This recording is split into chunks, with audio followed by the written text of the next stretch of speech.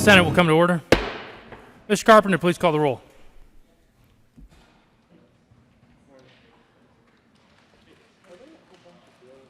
Senators Bridges, Cook, Coram, Crowder, Danielson,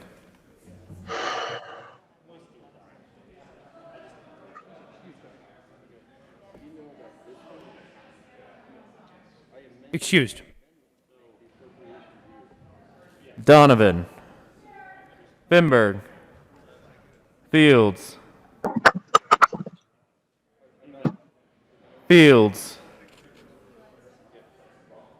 Foote, Gardner, Janal, Gonzalez, Hanson, Hill, Heisey, Holbert, Lee, Here. Lundeen, Marble,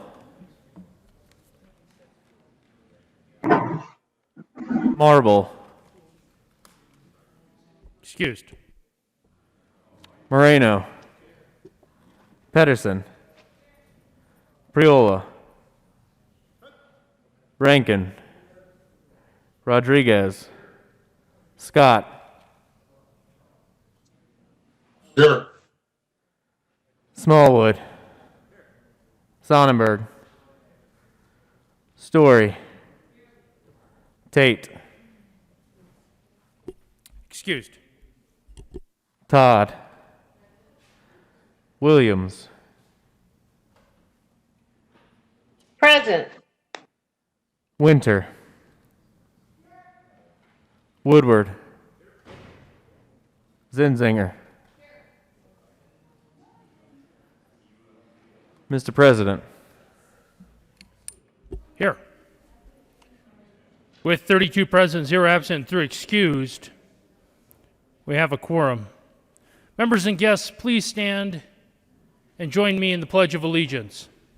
I pledge allegiance to the flag of the United States of America and to the republic for which it stands, one nation under God, indivisible, with liberty and justice for all. Approval of the journal.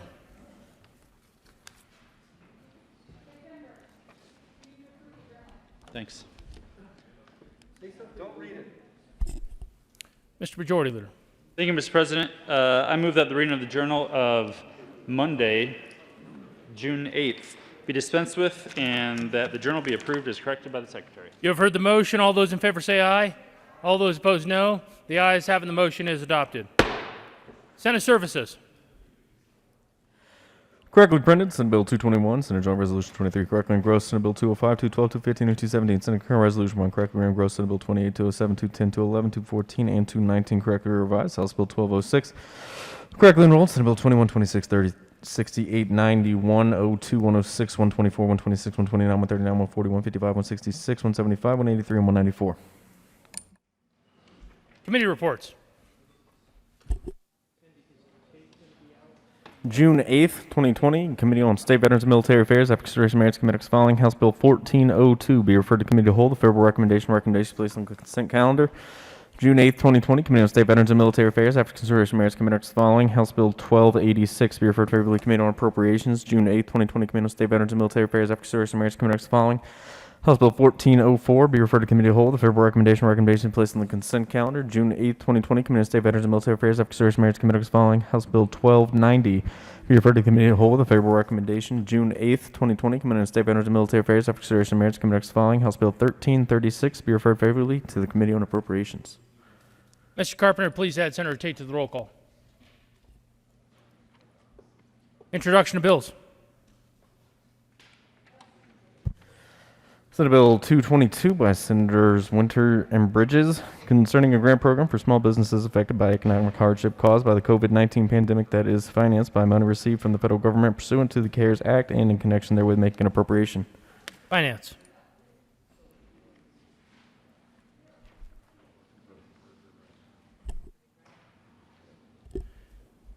Third reading of bills. Mr. Carpenter, please read the title to House Bill 1383. House Bill 1383 by Representative Escar and Ransom, Senators Moreno and Rankin, concerning a temporary reduction in the general fund reserve. Mr. Majority Leader. Thank you, Mr. President. I move House Bill 1383 lay over until tomorrow, June 10th. You have heard the motion. All those in favor say aye. All those opposed, no. The ayes have it. The motion is adopted. House Bill 1383 will lay over until 6/10/2020, retain its place on the calendar. Mr. Carpenter, please read the title to SCR 001.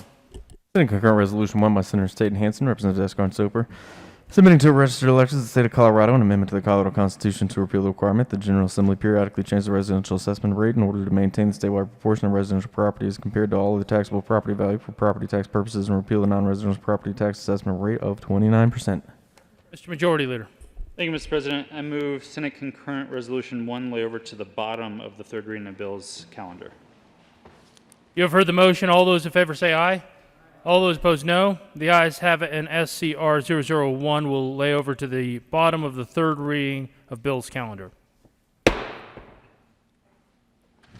Mr. Carpenter, please read the title to Senate Bill 212. Senate Bill 212 by Senator Winter and Tate and Representatives Valentine and Soper, concerning reimbursement for healthcare services provided through telehealth and in connection therewith making an appropriation. Senator Winter.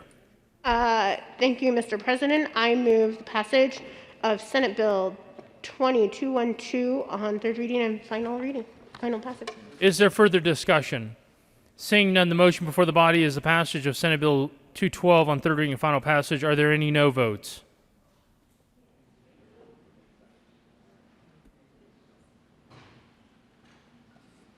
With 33 ayes, 0 no votes, 0 absent, 2 excused, Senate Bill 212 is passed. Co-sponsors, Senators Sonnenberg, Donovan, Janal, Moreno, Williams, Fields, Quorum, Lee, Bridges, Gonzalez, Gardner, Woodward, Lundeen, Cook, Heisey, Todd, Hanson, Pedersen, Story, Minority Leader, Priola, Rankin, the Majority Leader,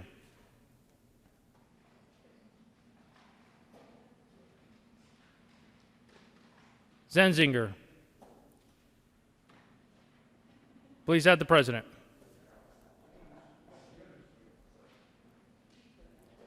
Mr. Carpenter, please read the title of the Senate Bill 205. Senate Bill 205 by Senators Finberg and Bridges and Representatives Becker and Carveo, concerning the requirement that employers offer sick leave to their employees.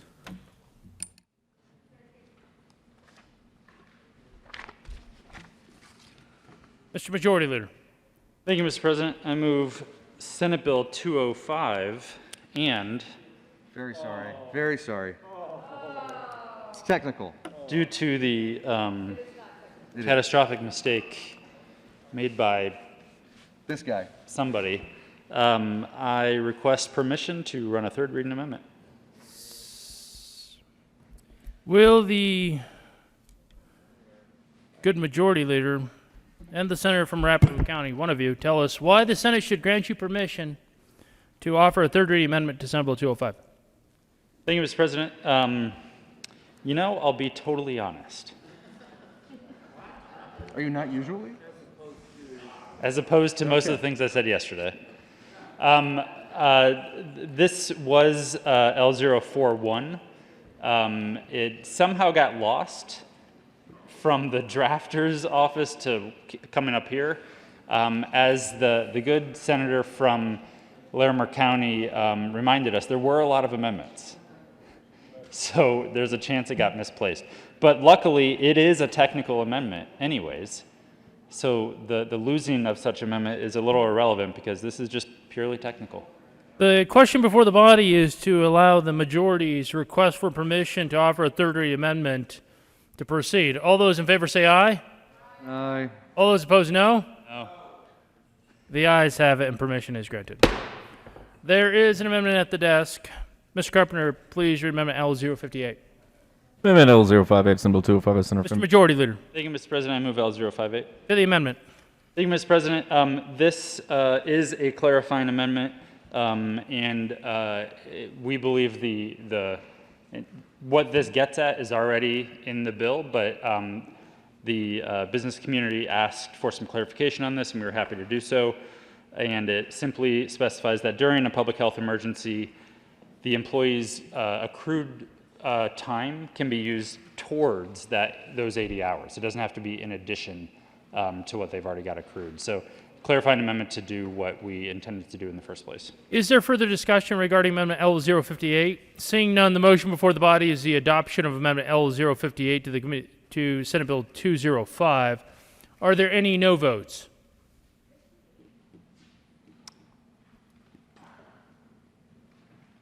With 33 aye votes, 0 no, 0 absent, 2 excused, Amendment L058 is adopted. To the bill. Senator Bridges. Thank you, Mr. President. I renew the motion to pass Senate Bill 205 on third reading, final passage. Seeing no further discussion, the motion before the body is the passage of Senate Bill 205 on third reading and final passage. Are there any no votes? Mr. Minority Leader. Senators Quorum, Heisey, Crowder, Lundin, Cook, Gardner, Scott, Smallwood, Sonnenberg, Woodward, Hill, Tate, Rankin.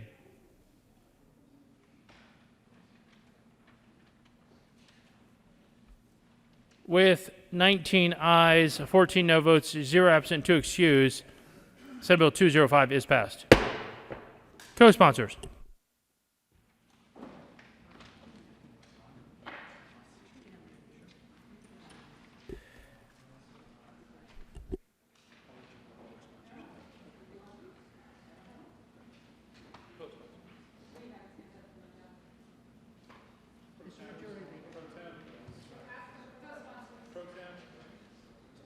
Oh, I'm sorry. Senator Priola. Senator Winter. Janal, Fields. Am I on? Yeah, it's on. Zenzinger, Gonzalez, Moreno, Story.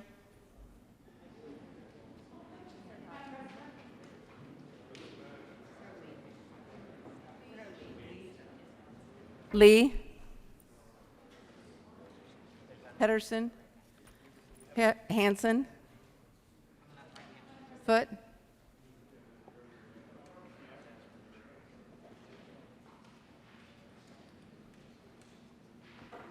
Mr. President,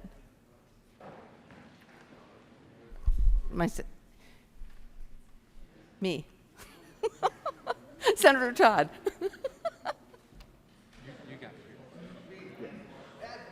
Me, add me. All right. Mr. Majority Leader. Are we? Just go to the next vote.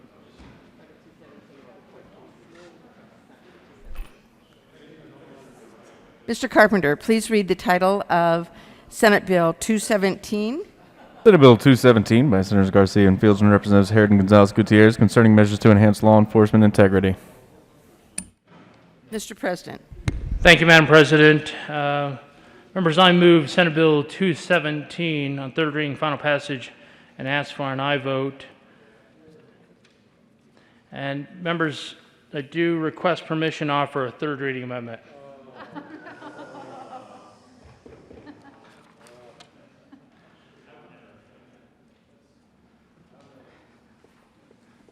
Thank you, Mr. President. And if you would please explain to us why we need a third reading amendment. Thank you, Madam President. Well, as I shared yesterday, a lot of great work has gone into this bill. I've been happy for the collaboration. I'd like to ask you to allow me to have opportunity to offer a third reading amendment to clarify a technical term that was noticed in regards to stop. So I'd ask the body to allow me permission so that I can offer this amendment. question before the body is Senator Garcia's, Mr. President's, request for permission to offer a third reading amendment. All those in favor say aye. Aye. Opposed, no. The ayes have it, and permission is granted. Mr. President, will the clerk please read the amendment? Amendment L094 to 94. Senate Bill 217 by Senator Fields.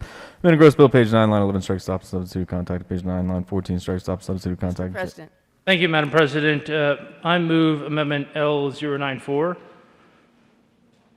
and please explain to us what this is all about. Members, this is a technical amendment to fix some drafting errors in the amendment yesterday offered. Primarily, the amendment changes the term, quote, stop to stopped from other amendments and from contact to, quote, contacted, and to conform Amendment L085. I'd ask for an aye vote. Are there any no votes on L094? Seeing none, L094 is passed.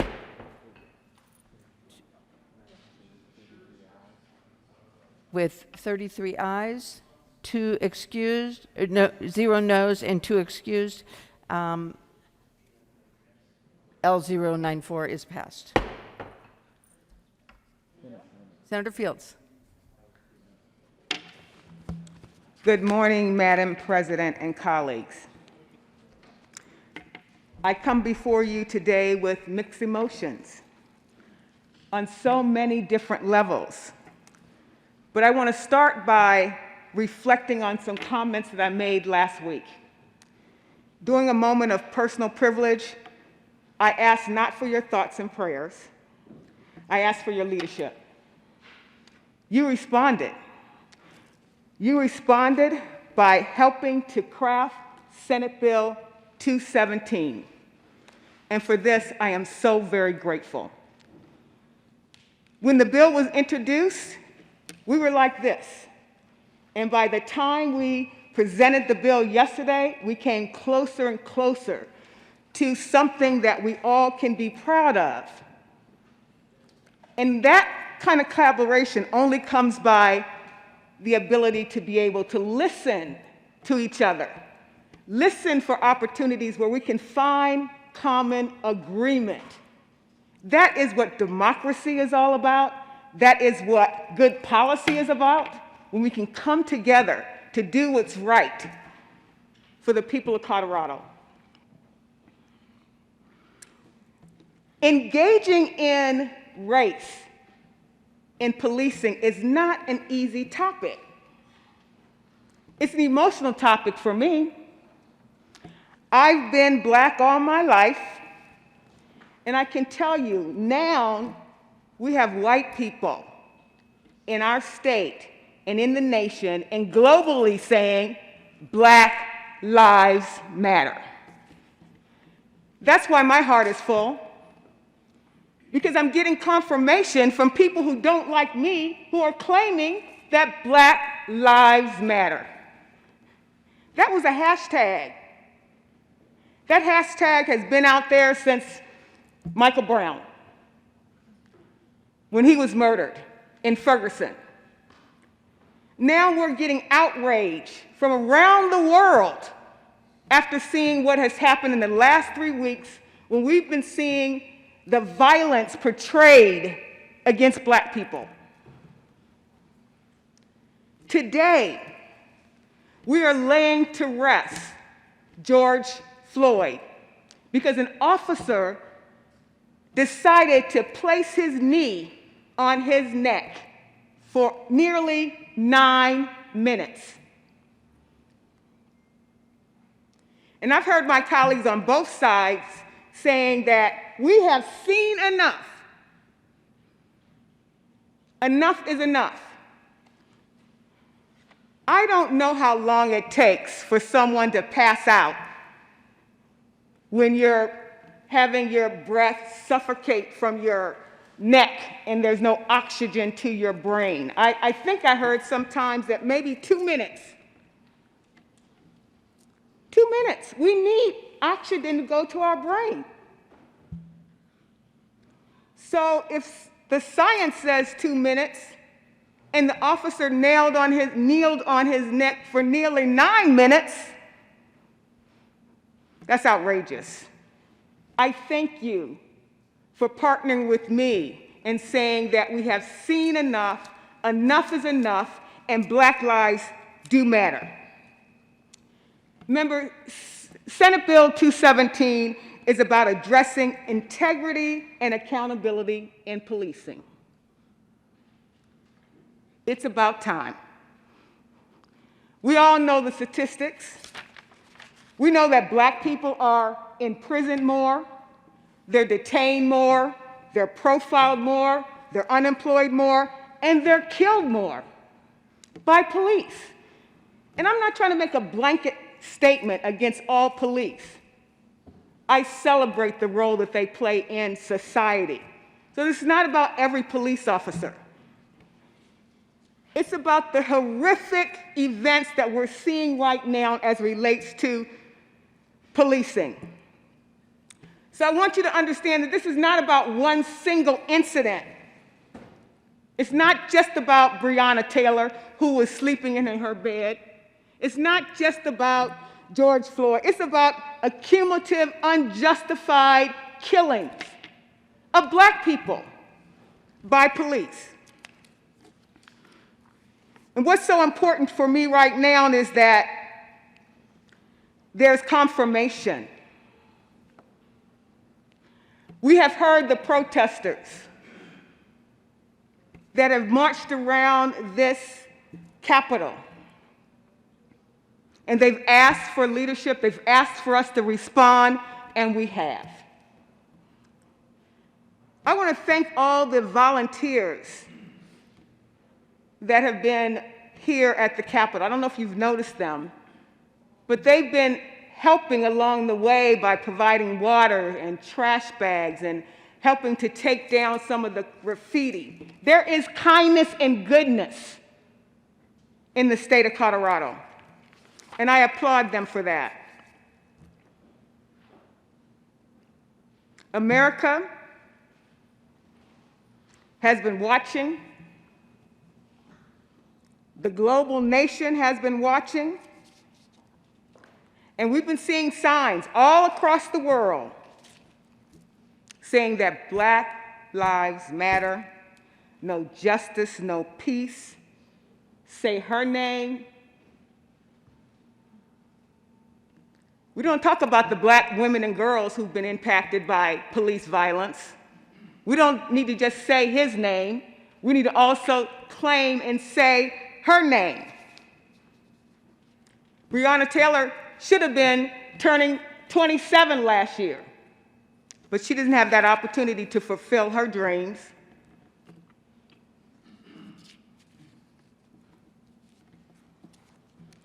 So I want to thank this body. I want to thank this body for your collaboration.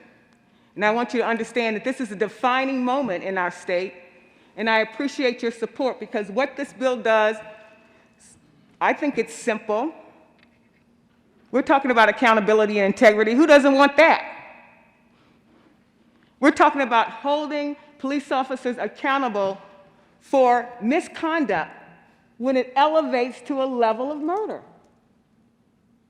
We're talking about having a tracking system and a data system so that we can understand where these kinds of scenarios are taking place.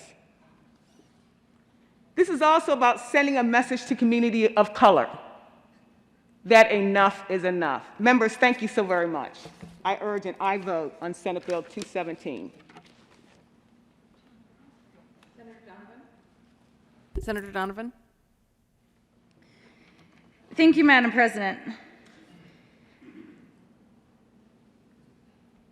I don't know how many of you have ever had the chance to shout in a box canyon.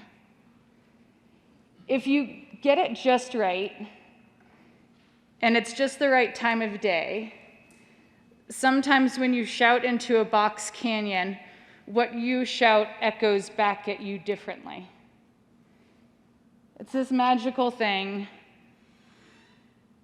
of the temperature of the air, what the wind currents are doing, what the plants are, what season it is, and somehow whatever you shout bounces off the walls, resonates through the stone, and when it finally gets back to you, it sounds different.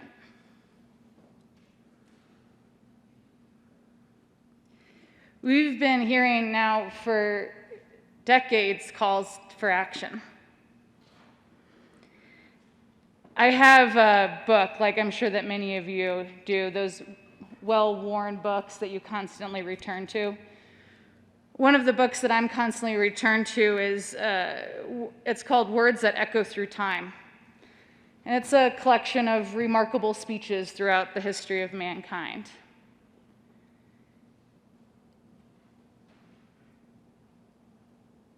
So I think about the power of words and what words can mean and how words and actions can bounce through history and time. We've been having really uncomfortable discussions. We've been sharing our words with each other and our thoughts and our feelings, not only in this building, but I think at kitchen tables and street corners across this nation and across the world. We've been bouncing our ideas and words off each other. We've found a space to talk about that uncomfortable reality that this great nation that we love is still fraught with racism. We have work to do. Even just yesterday,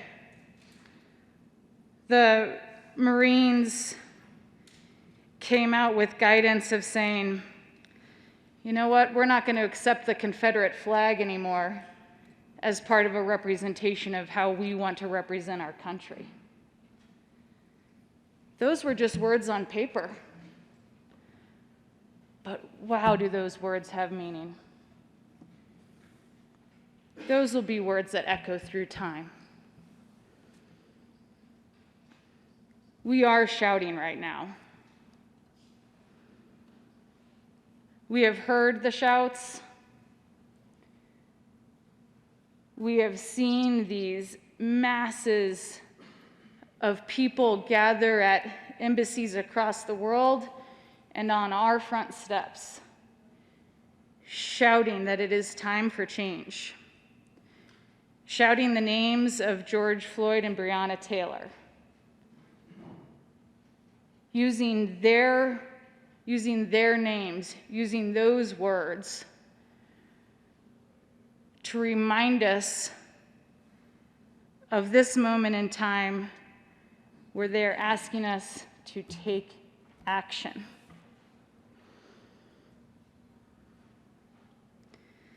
I've been appreciative that when I've gone out to these protests and had the conversations at the street corner, I've noticed while people are grappling with the complex topic of how to acknowledge that we still have a country fraught with racism, everyone extends kindness to our police forces and saying they are good, they serve our communities. But I believe that the best efforts over the past years have failed to succeed in changing policing. While the few remain, we must act. We are not solving a recent and isolated incident. 217 is an attempt to solve a long existing issue with ideas that have been discussed and worked on by many people.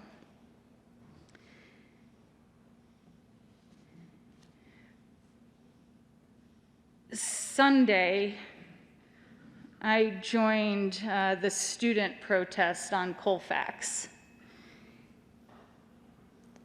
And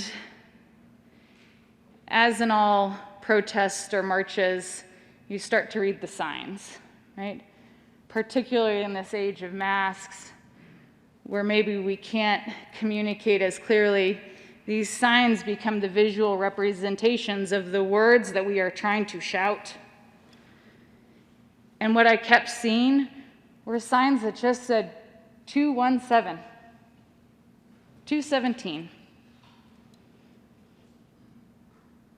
How interesting. In this building where just yesterday, our minority leader took time to kind of explain the coded nature of our bills and what these words mean and what that number is. We had a group of citizens who were walking on the street that grabbed onto a bill number as a sign of hope and a request for change. 217, 217. That afternoon, I went down and had the unusual experience of going to a restaurant. What times are these? And I was chatting with one of our friends who's a bartender there, which was the reason we went down, just to go chat with him, basically check in, see how he's doing. And I'm sure as many of you have had, what have you been doing during quarantine? How are you doing? And he said, when I was a kid in Atlanta, I used to fish a lot. And so I've tried to, quarantine, I haven't had as much to do. I've taken up fishing, I can do it alone. It's been great, gotten all my gearbox back together. And he was talking about the places around kind of the Denver area that he'd been exploring. We were just innocently talking about fishing. Literally fishtails.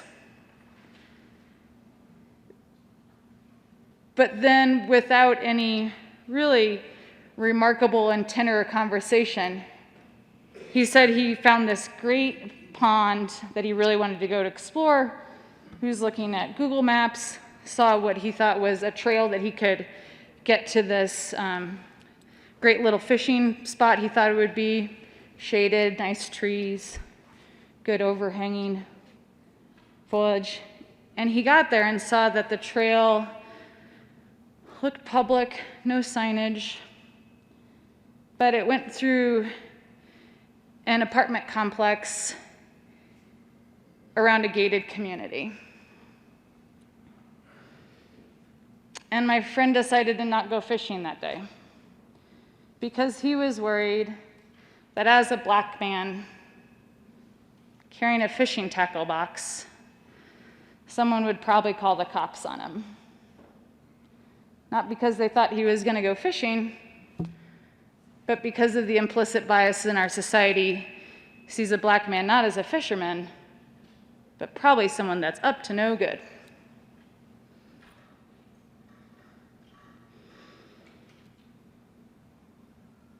We are shouting.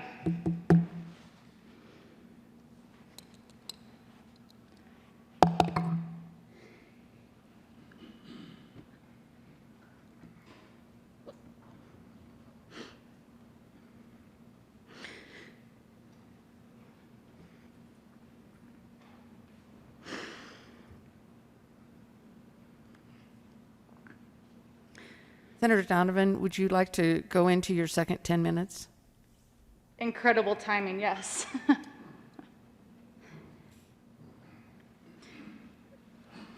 When we were on the steps last week,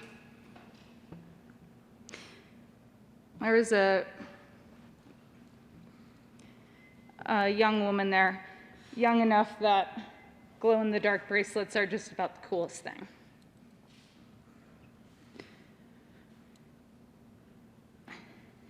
And I was there to listen while others talked about the introduction of 217 and what the steps that we were going to take as a body to respond to the shouting.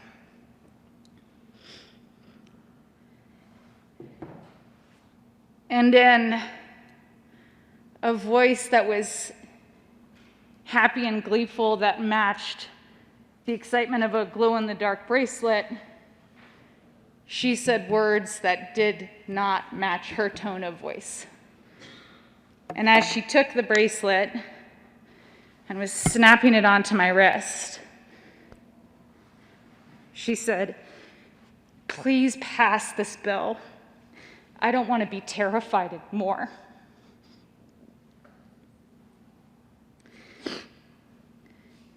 People are shouting, and I really hope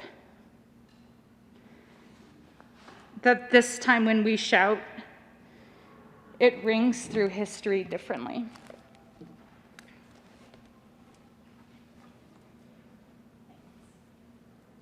Senator Gonzalez.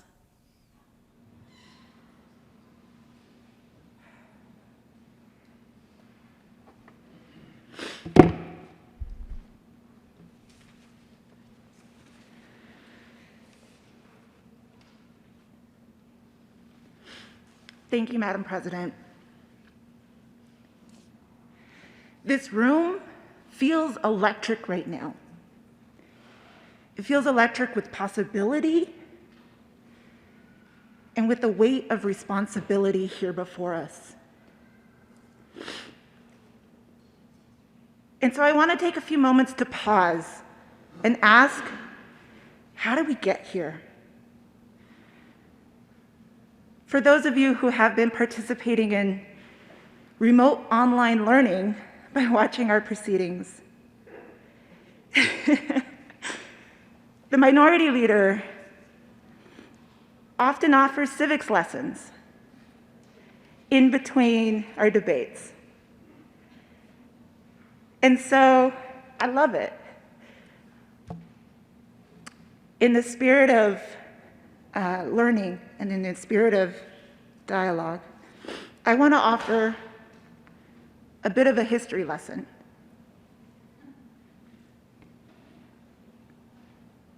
Even prior to the founding of this country, policing and the exertion of control over Black bodies, those two ideas have been pretty inextricably linked.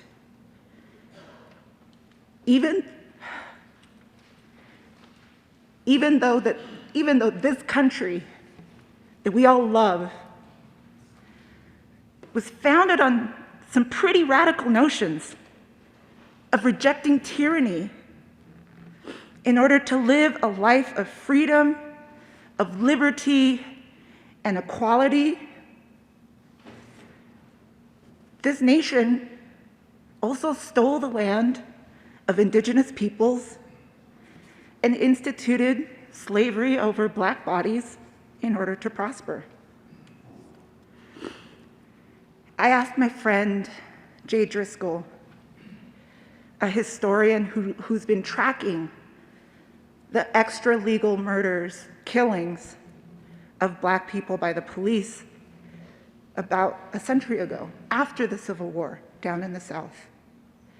I asked him for his thoughts. And this is what he shared with me. There are three main historical origins to US police: slave patrols, foreign occupation of places like Haiti and the Philippines, and semi-private forces meant to suppress labor unrest. The coal and iron police in Pennsylvania, the anti-striker militia here in Colorado that led to the Ludlow Massacre in 1914,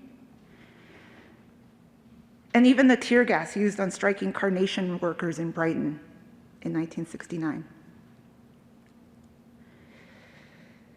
It played out in different ways in different communities across the country, but in the antebellum South, slave patrols enforced the slave codes, and often the police forces deputized all available white men in a community to enforce those codes through violence. After the Civil War, we witnessed the professionalization of the police and the prison system. And yet we also witnessed the ways in which white supremacy reared its ugly head through the creation of the Ku Klux Klan, an organization of white men who utilized terrorism to maintain Jim Crow, to maintain control. That is part of the legacy of the moment that brings us here. I'll often hear, but we had a whole civil rights movement. Martin Luther King marched.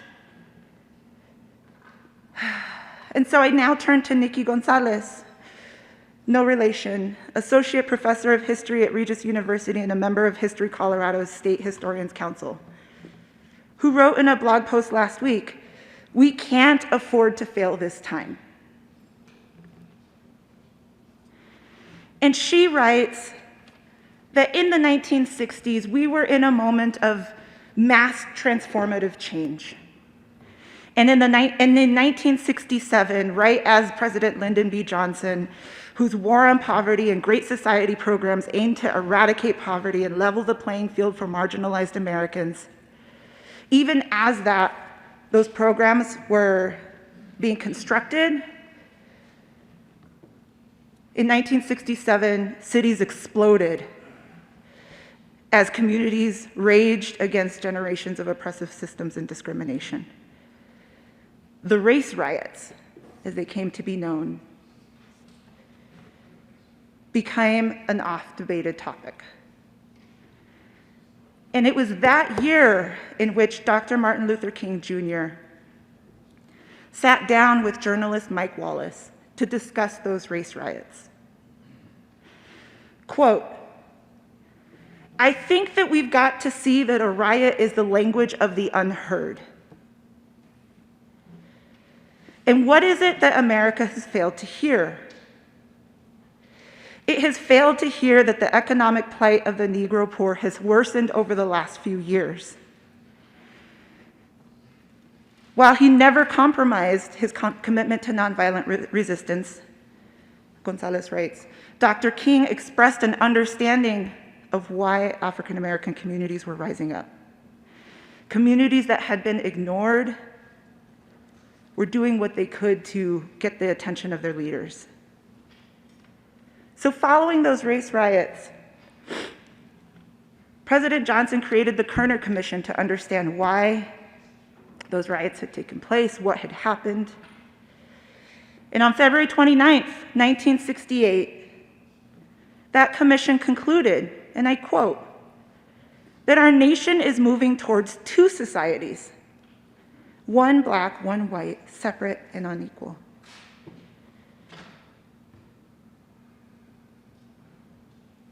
In language now prophetic, the commission warned that, quote, "to pursue our present course will involve the continuing polarization of the American community and ultimately the destruction of basic democratic values.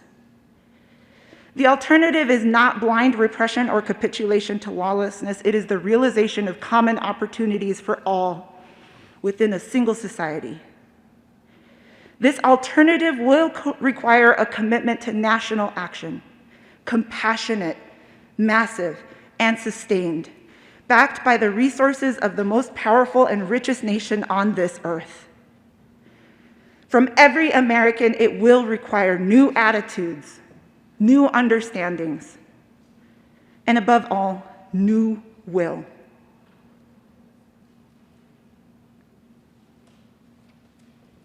So, for more than 50 years, we have understood systemic racism and its roots, and yet here we are again. So now, as our nation buries George Floyd and mourns Breonna Taylor and Philando Castile and William Lamont DuBose and Elijah McClain and Michael Marshall, we find ourselves in a position that is eerily similar to America in 1968 and in 1992 and in 2014. And we once again find ourselves as a nation taking to the streets. And that, colleagues, for me, is why this moment feels so electric.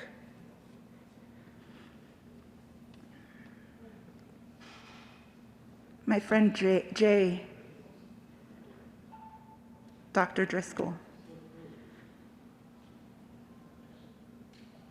concluded that there have been several movements to professionalize the police, even to diversify it. But never before have we had a successful, meaningful attempt to reform the relationship between police and the communities that they serve. And because of that, for too many people, it still feels like a slave patrol, like an occupying army.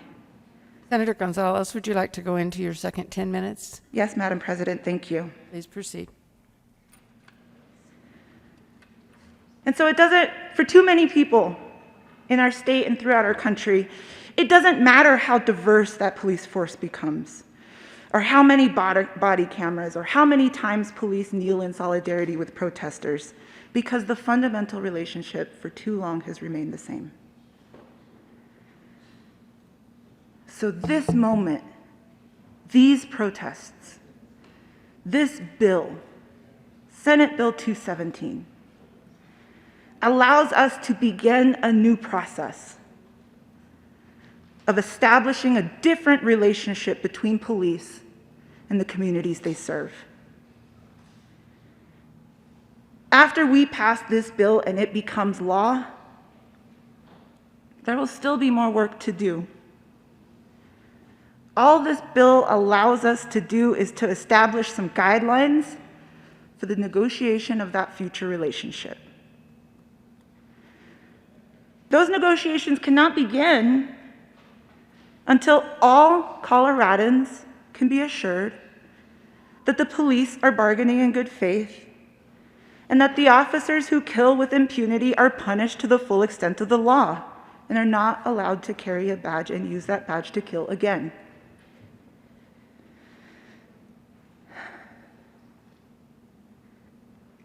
I've heard from some of you, but what about Latinos? What about us? What about the babies in cages? What about Jesse Hernandez? What about Michael de Herrera? What about all the Latinos who have been brutalized by police?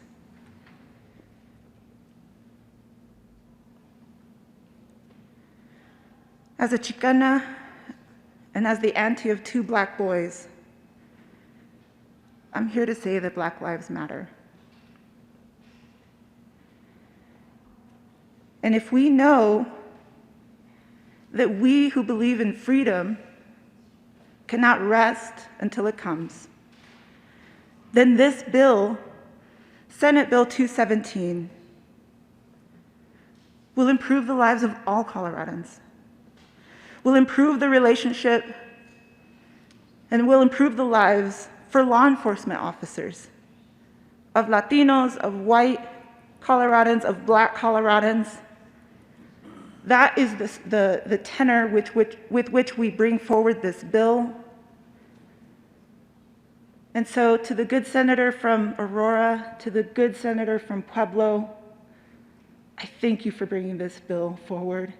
And members, I encourage an aye vote. Senator Janal.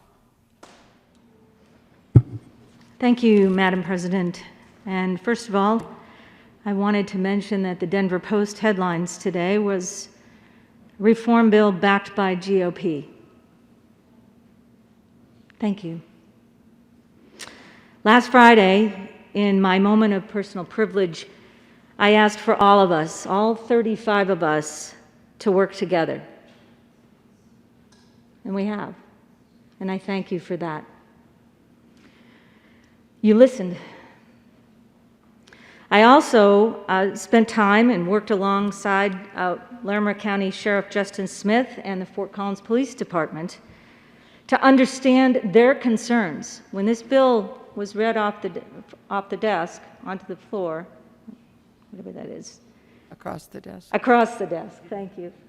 I brought that hot off the press up to Sheriff Smith, and we went through that bill page by page because I didn't understand it, and he brought forth the concerns that I didn't see, understand, and I brought those concerns back, just short of 3 hours, by the way, we spent together. And I shared those concerns with the bill sponsors, and they worked respectfully to come to agreements, a lot of the agreements and the amendments that we see today, along with the good senators from Weld County and the good senator that's just a simple country lawyer from Colorado Springs, as well as other members of law enforcement, and I want to thank you for that. But I guess I'm up here to say that I'm so proud of the result of coming together with Senate Bill 217, but I'm even more appreciative of the way we all have worked together on this bill to come to an agreement. So thank you. Senator Crowder.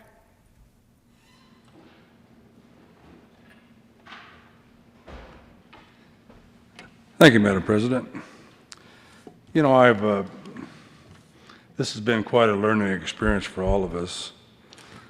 You know, I too seen the headline this morning, GOP supports this, and I do support this. I want to thank the sponsors for bringing it out. You know, I think it was inevitable for this to happen for what you've seen throughout the country. But if we're going to go back in history, we ought to go back a little bit farther to the Civil War. You know, the 360,000 Union troops lost their lives freeing the slaves. And there was 222,000 Confederate soldiers that lost their lives supporting slavery. You know, it's been said in here that, you know, I've heard comments in here that, you know, I did not agree with. But when you're talking about Reconstruction, when you're talking about, you know, situations that happened in the South, when you had a Democrat standing on the University of Alabama professing segregation now, segregation forever, I think that we have two different worlds in this country, and that's the South and the North, which still persists to this day. You know,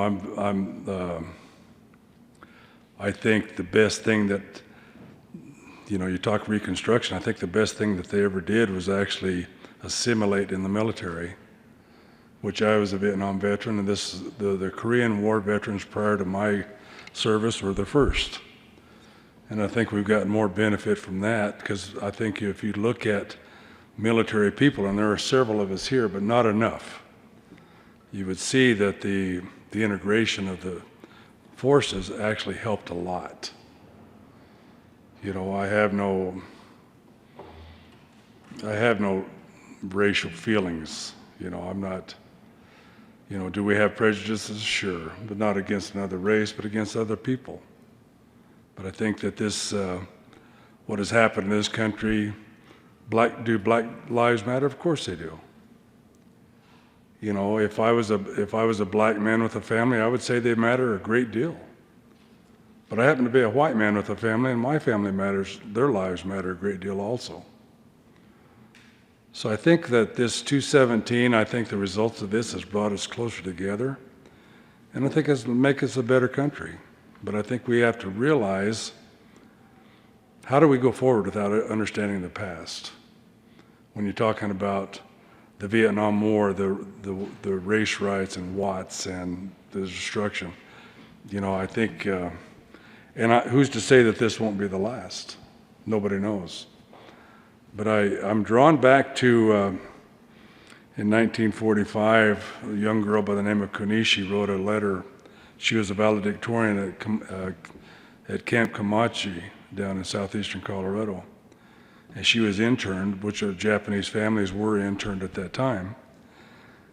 But she wrote on her, I would urge you to look that up on the internet about how her speech as a valedictorian of that high school class in Camp Kamachi, how she spoke about, here she was basically in a pinned up area with guards and searchlights and whatnot.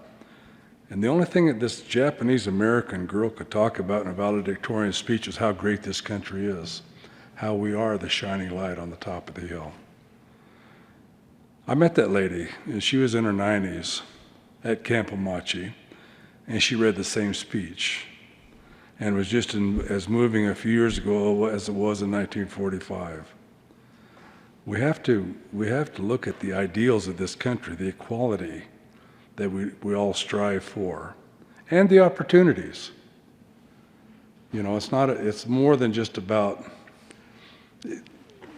equalities, it's about equal opportunities in our American way of life, which I think that we lose sight of, you know, when you get in a situation like this. I think we lose sight of, you know, what this is really about, and that's equal opportunity, equality, and justice. You know, which brings to another point. We have situations, you know, we have legislation that actually outlines what the punishments for crimes are. And I don't know all there is about the legal aspects, but you might have a crime that is, say, 3 to 6 years. This is the times to be served for the crime. Well, part of the problem with that is if you have money for good defense, you will get the very low end of that. But if you are poor, and it doesn't matter what race you are, you will get the higher end of that. If indeed justice is an equal aspect of our society, everybody should get the same consequences for criminal behavior or whatever the situation is. And that's what's not happened, not only in the black race, but all races. Justice equates to money.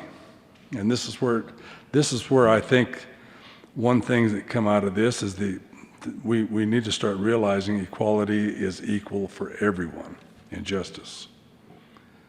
But I think that we do get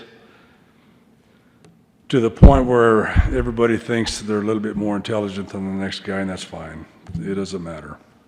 But what does matter is the equality of this country, the equality of this race. Again, Leroy, I want to thank you for bringing this forward. I think it was necessary. And I think it was something that I had a conversation in small town America this morning. The complaint was the cost of the storing the videos. And I told them, I said, you know, thing about it, I understand there's going to be a cost, and I imagine there'll be grants and whatnot to help you cover this. But the idea that small town America is not excused from this situation either. We are all this. If indeed we are all in this together, we need to share that cost. It's not about money. Money cannot, in a sense, money cannot create the avenue out of this. It's about individual feelings, and it's about individual needs and wants of equality for all. But again, I'm going to be a supporter of this, and I'm also going to be a co-sponsor, because I think that this is a valid reason to have this conversation now, because the reality is we've lost too many citizens. You know, something needs to be done. So I think by exposing this for what it is, it's an unfortunate situation, the riots, but I think the protesters, which are guaranteed that right of free expression from guys like me and Senator Garcia, who also served, the country lawyer, he's also served. So I think that the main thing is we should not lose sight of our Constitution and our equality in man. Thank you. Oh, get the rag, get the rag.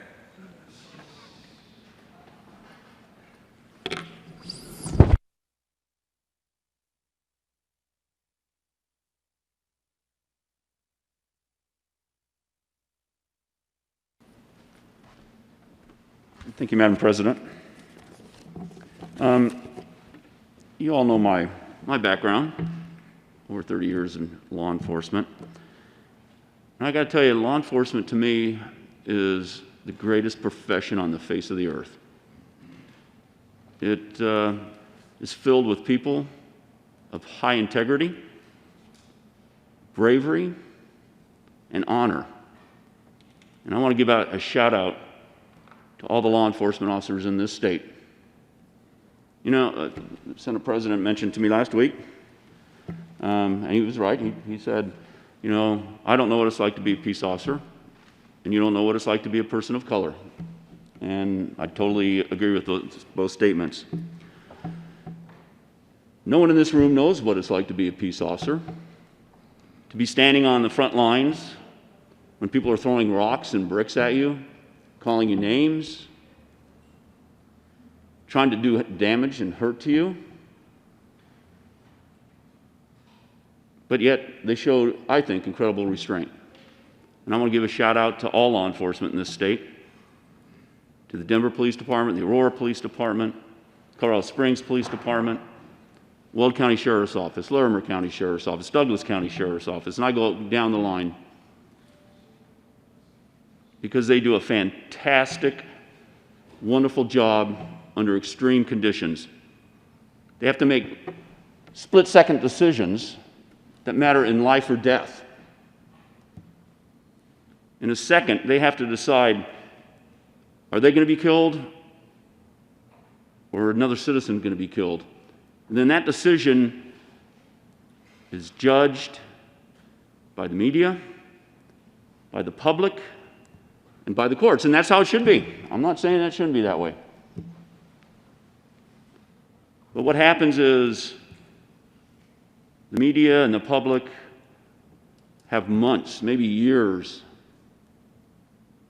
to decide what happened in that split second. You know, I think people in this room, I want to tell law enforcement, I think you have the support of, I would hope you would have the support of everybody in this room. You also have the support of the public, regardless of what you might be seeing over the last week. I think the public does stand with you. You know, I found a poll that's done every year, and police, it's been done since 83. And during that time, every decade, every year, there are 3 institutions that rank the highest of confidence and trust. The military, small business, and law enforcement constantly rank as the top 3. As a matter of fact, in that poll, 84% of the people support their local law enforcement. They have some or a great deal of confidence and support of their law enforcement. And that poll also made this statement. It made the New York Times, and it says, this is in 2019, so very recently, despite a number of incidences of police brutality and misconduct in recent years, the police closely follow principles in several trust categories. 79% of the participants believe that police officers care about them all or most of the time, as nearly as many think that they provide fair and accurate information. So I want to say thank you to all those law enforcement agencies out there. You know, law enforcement is a very old profession. It's a very honorable profession, and it's a blessed profession. It's an old profession. You know, I don't know if anybody realizes, but the word sheriff is mentioned in the Bible twice in Daniel. In the 700s, the first sheriff's office was created in London. So it's very old, and it's very honorable. And a lot of people talk about our Constitution and the forerunner for that, the Magna Carta. Now, Technically, it might be considered a forerunner of our Constitution, but it gave rights to certain people, not every person. But it took power away from the king and gave it to the nobleman. And in that document, the word sheriff is mentioned 9 times. So it's a very honorable profession, and it's a blessed profession. The Bible, in the New Testament, says, "Blessed are the peacemakers, so they shall be called the sons of God." And make no doubt about it, make no mistake, peace officers fit that title. They are the peacemakers. I was very proud of law enforcement when they came in and testified in the Senate hearing. And I mentioned the other day, I was so upset and so mad when I saw this bill. The title says, "Concerning Measures for Enhancing Law Enforcement Integrity." When they introduced bill, when I saw that, I started calling it, "I hate the police bill." Because that's what it was. It was a punishment bill. And so I would tell my friends, yeah, we're going to hear the "I hate the police bill" today in committee. And I was proud of the police officers that came in and testified and said, look, what we saw was horrible. It was disgusting. And I think every police officer should be disgusted in what they saw. And the chiefs and the sheriffs, the FOP members who all came and testified said the exact same thing. And they said, we want change. We want to be held accountable because we normally are, and we almost always are held accountable, and we want even more accountability. So they testified and said, look, we like some of the provisions in this bill, and we can support most of these provisions in the bill. But we can't support everything. And they told us what their concerns were. And we met with the Senate President and the good senator from Aurora and expressed those concerns. And to their credit, they worked with us, and they worked with law enforcement, and they changed those concerns. So where we have a bill now. Now, does that mean it's perfect? No. I'm still getting text messages from some law enforcement saying, hey, it didn't go far enough in this area, or we don't understand this area. We need to make it better. And I say, read the bill now. Don't look at what was introduced. It's changed dramatically to now, I believe, where the bill fits the title, concerning measures to enhance law enforcement integrity. Like I said at the beginning, I think law enforcement, 99.999% of the men and women in law enforcement have that integrity. And there's nothing wrong with enhancing it. And this bill says, hey, look, in my opinion, the reason I'm supporting it is this bill says, yes, you do have integrity. And we are helping you, and we are enhancing even more integrity. I agree with the good senator from Aurora. I just want to throw this out. Black lives do matter, and I agree with that. But also law enforcement lives matter. A Las Vegas officer during the riots, a man walked up to him and shot him in the head. And he's on life support. There was two state troopers and a Buffalo police officers were ran over by a car during the protests. Their lives matter. A retired St. Louis police captain, an African American, was shot and killed by rioters. Did like 26 years on the St. Louis Police Department.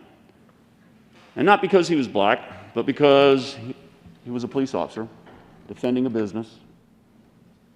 He was shot and killed. Senator Cook, would you like to go into your second 10 minutes? Yes, Madam President, thank you. Please proceed. 4 other St. Louis police officers were shot overnight.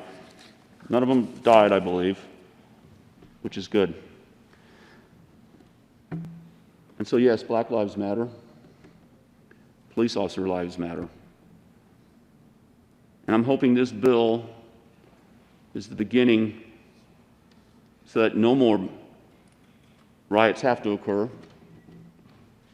that this bill is the beginning to say, yes, law enforcement and everybody believes Black Lives Matter, and that the community will come together and say, you know what, police officer lives matter.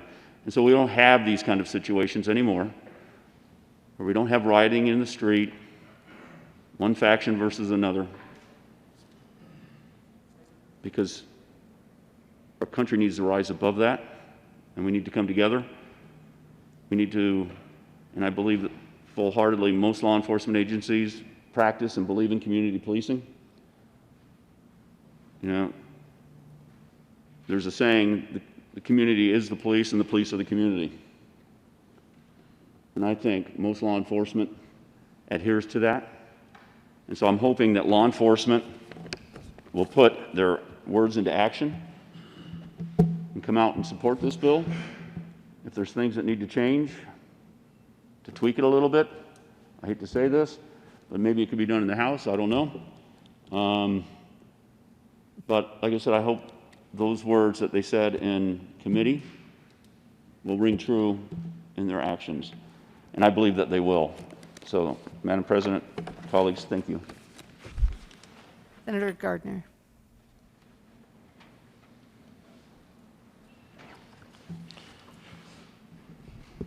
Thank you, Madam Chair, members, people of the state of Colorado. Madam President, thank you. That's what I like about the Senate is people never hesitate to point out your flaws.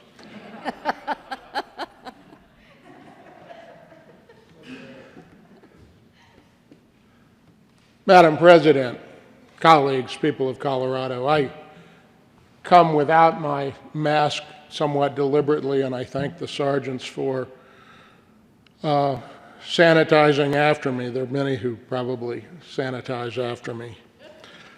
I awoke this morning at 4,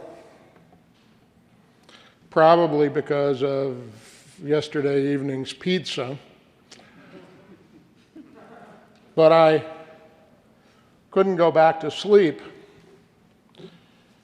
because of the issues of this bill, not simply this bill, but the issues of this bill. But the mind wanders at 4 in the morning, and I found myself thinking of a famous quote that the test of a first-rate intelligence is the ability to hold two opposed ideas in the mind at the same time and still retain the ability to function. That was F. Scott Fitzgerald, arguably one of the most gifted writers, American writers of the 20th century. Those of you who know literature will know that Fitzgerald was also an alcoholic, probably a product of trying to hold two opposing ideas in his mind at the same time and maintain his functioning. What does that have to do with all of this? Well, much of this is trying to hold two opposing ideas in one's mind and continue to function and find the best policy for one's community and one's state. You know, bills are about different things for different people. It's probably 35 different nuanced reasons to support or oppose this bill. For many of you, it has been, I gather, and if I've inferred improperly, I stand to be corrected, but I gather it has been much to do with racism in America. And I get that. For me, it has been about two strongly competing notions, and they're borne out by how the most recent impetus for this bill occurred. just 15 days ago, the day before we all returned here, George Floyd was killed in Minneapolis by a police officer while other officers stood by. No thoughtful American of good conscience, let me say that again, no thoughtful American of good conscience could not have been shocked and outraged. The death at the hands of those who are sworn to serve and protect shocks the conscience of every decent American, and I hope every decent human being. Protest ensued. Peaceful exercises of citizens exercising their rights to assemble under the First Amendment, which we hold so dear, having an impact. But, unfortunately, tarnished by some small group that resort to violence and destruction of property. It is an unfortunate thing about human endeavor and human efforts to improve our condition in our society that efforts to do so are tarnished by some few, whether that some few be some small percentage of law enforcement officers who do not live up to the standard that we as Americans expect, or some small group of people who have shown up with peaceful protesters and who do not live up to that standard.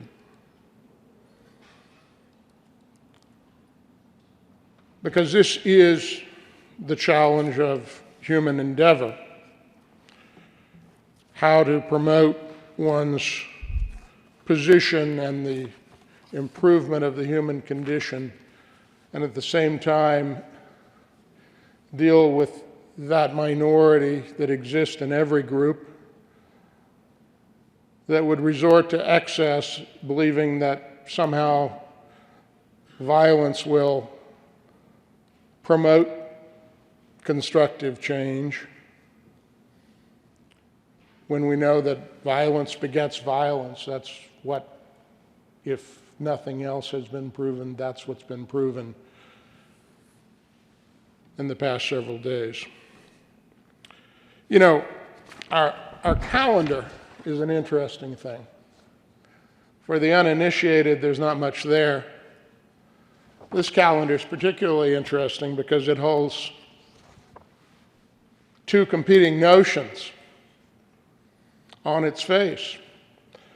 Senate Bill 217 concerning measures to enhance law enforcement integrity, but we know how that bill was drafted, because one of my texts this morning at about 4 o'clock was from last night, which was,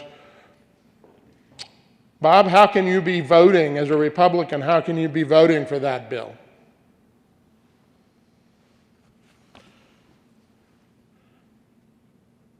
Under consideration of resolutions, SJR 2019, concerning declaring the week of May 10 through 16 as Police Week, and in connection therewith declaring May 15, 2020 as Peace Officers Memorial Day.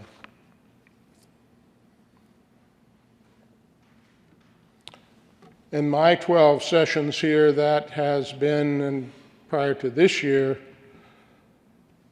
a day on which these benches and this gallery are filled and people rush to this well or the well of the House to affirm their confidence and their gratitude for law enforcement officers.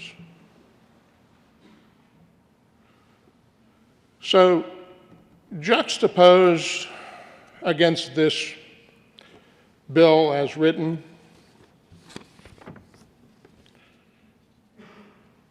there is the need to not only assure accountability, integrity, and effectiveness of our law enforcement officers, but the necessity for their safety and ability to do their jobs. You know, the standards on use of force and liability for their conduct and misconduct apply not only to that minority that would abuse and harm, but also to those who would protect and defend others and themselves, making decisions in fractions of a second that lawyers, journalists, and the public will dissect for themselves over the period of hours and days. And let me hasten to say, I don't think the decision made in Minneapolis was one of those kinds of decisions at all. But this bill sets standards for every officer, every day, and every shift. Men and women who go to work in the morning, and I firmly believe on many occasions their spouse says to them, I don't care what you do, just come home to me and our children at the end of the day. Senator Gardner, would you like to go into your second 10 minutes? Thank you. I would like to continue, Madam Chair. Please proceed. Madam President.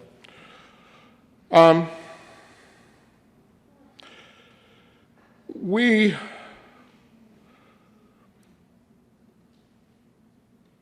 will not improve policing by creating a structure that makes it impossible to effectively police, or to recruit, retain, and maintain the best possible law enforcement agencies. We will not improve policing by defunding the police. We will improve public safety and security for all by encouraging the best to be exactly that for us. For the past several years, I have been privileged to provide Colorado flags as part of the presentation to those being honored by the Colorado Springs Police Foundation for receiving awards of merit and valor and honor for defending our community. The awards and medals are far more often than not for saving lives, protecting lives and property, preventing violence, and promoting community.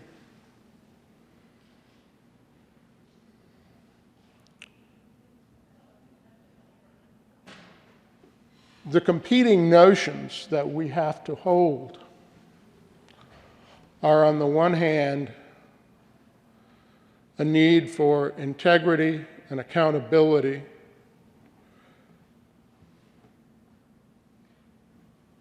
and on the other,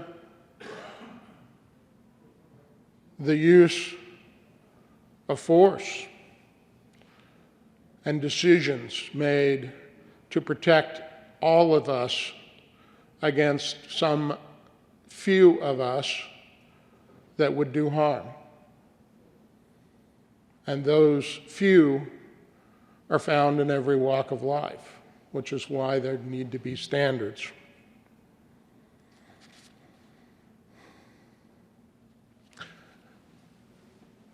Legislators, I think, are an arrogant lot. I'll speak for myself, but I hope you'll do some self-examination. Arrogant in this sense that we all think that by passing a bill we're going to change the world. All of us fall prey to that. Bills don't change culture. They don't change society. They are a reflection of our desire to change the culture and society. They set some standard, in some instances our aspiration, and as I say, hopefully our minimum standard. So, in answer to my early morning text, why is this Republican supporting this bill? I know not whether one or more of my colleagues will support this bill. I would not have supported this bill as written. I will support it as amended, and I thank the sponsors. I thank those of good faith in this chamber who listened and understood and tried to place these two competing notions in mind. As amended, this bill improves our structure for accountability and integrity, I believe. I believe it improves our training and standards for use of force. And it maintains our ability to recruit, train, and maintain highly qualified officers and deputies. But I'm going to be honest with you, those of you who came and thanked me yesterday, I appreciate that. I might have seemed a bit, I hope not dismissive, but puzzling to you in that I said time will tell. That's why one awakes at 4 in the morning or can't go back to sleep is, have we found the right balance for the good of our community, for the safety of our community? Because people of all races not only suffer, perhaps in greater numbers for some groups, but all suffer when the power of the state is abused, and all badly need the power of the state to protect our safety and security. We need the best officers, we need the best police departments, sheriff's offices.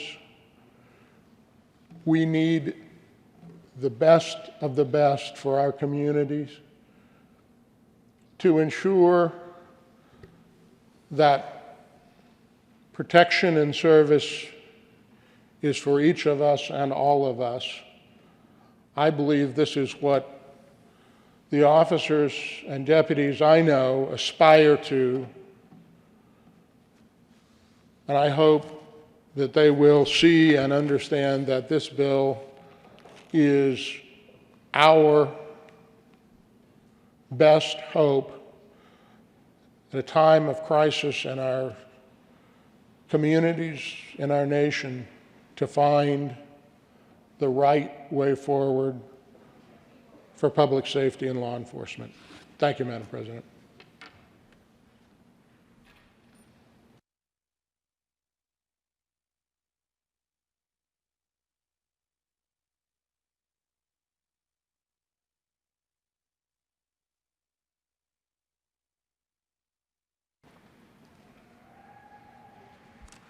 Mr. Minority Leader. Thank you, Madam President. Thank you to all of those who've spoken. This is a learning experience. We are challenging each other to see the world in different ways, and I'm grateful for that. Senator from Aurora, people outside the Capitol will sometimes ask, why don't you just use each other's names? You're so impolite. It's the Senate rules. We don't use each other's names, sometimes by title, Madam President, Mr. President. Madam Assistant Majority Leader, thank you for being willing to hear the concerns of a former sheriff and a man who had to go to law school twice, the simple country lawyer, and me. I remember sitting together at Deputy Parrish's funeral with my wife, and Governor Hickenlooper came in. I'm grateful that you take time to show such compassion, not only for people in different communities, but for law enforcement. Thank you. Your experience is unique in this chamber, and we've talked about that before, and there have been times where I've been so proud to align with you, and there are other times where we just simply disagreed. This isn't one of those times.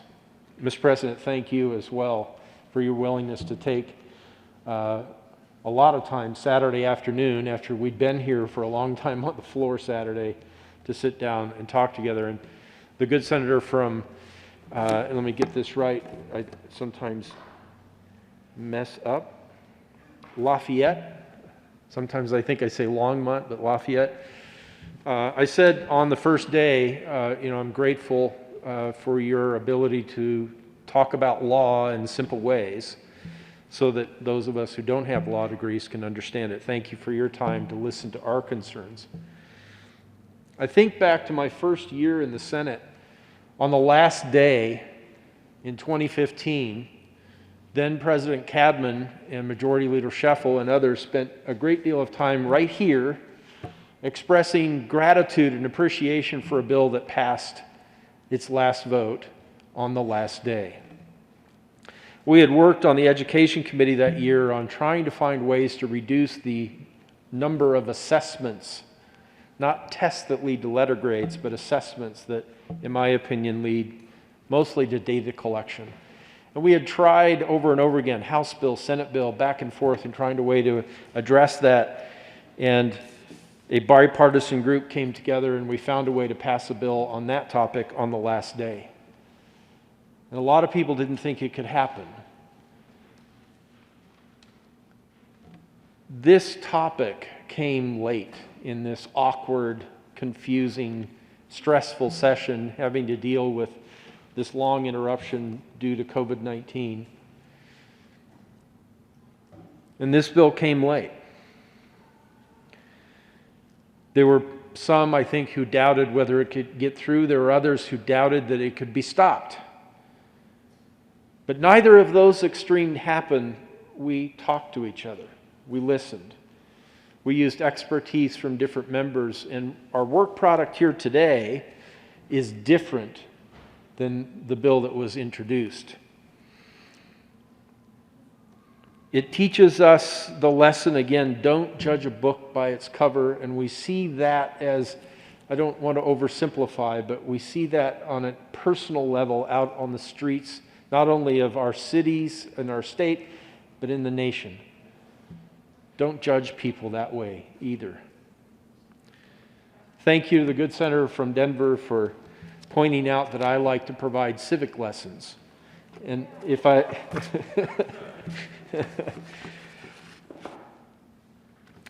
Don't judge this book by its cover either.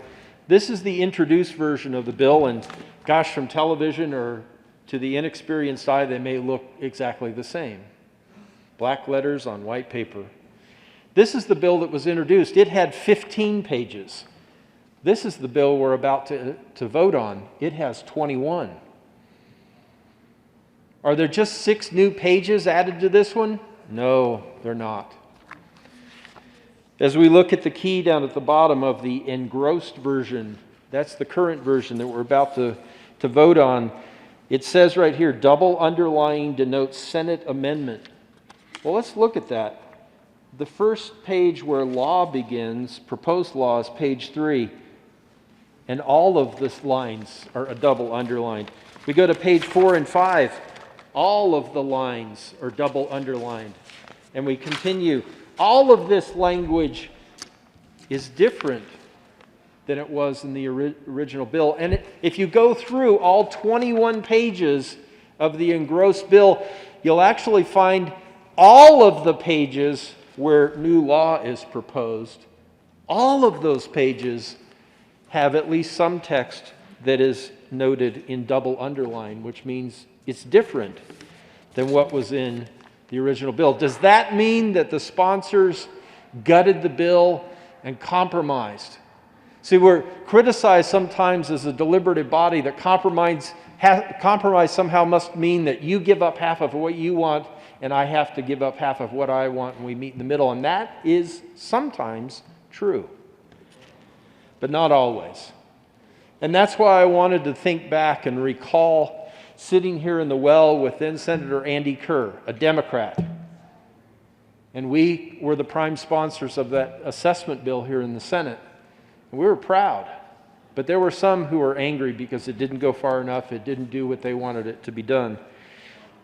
Senator Kerr and I didn't give up half of what we wanted in order to get half of what we didn't want. We didn't staple one foot to the floor and dance around in a circle and say we were getting somewhere. What happened? We tore into that bill just as the sponsors did on this bill.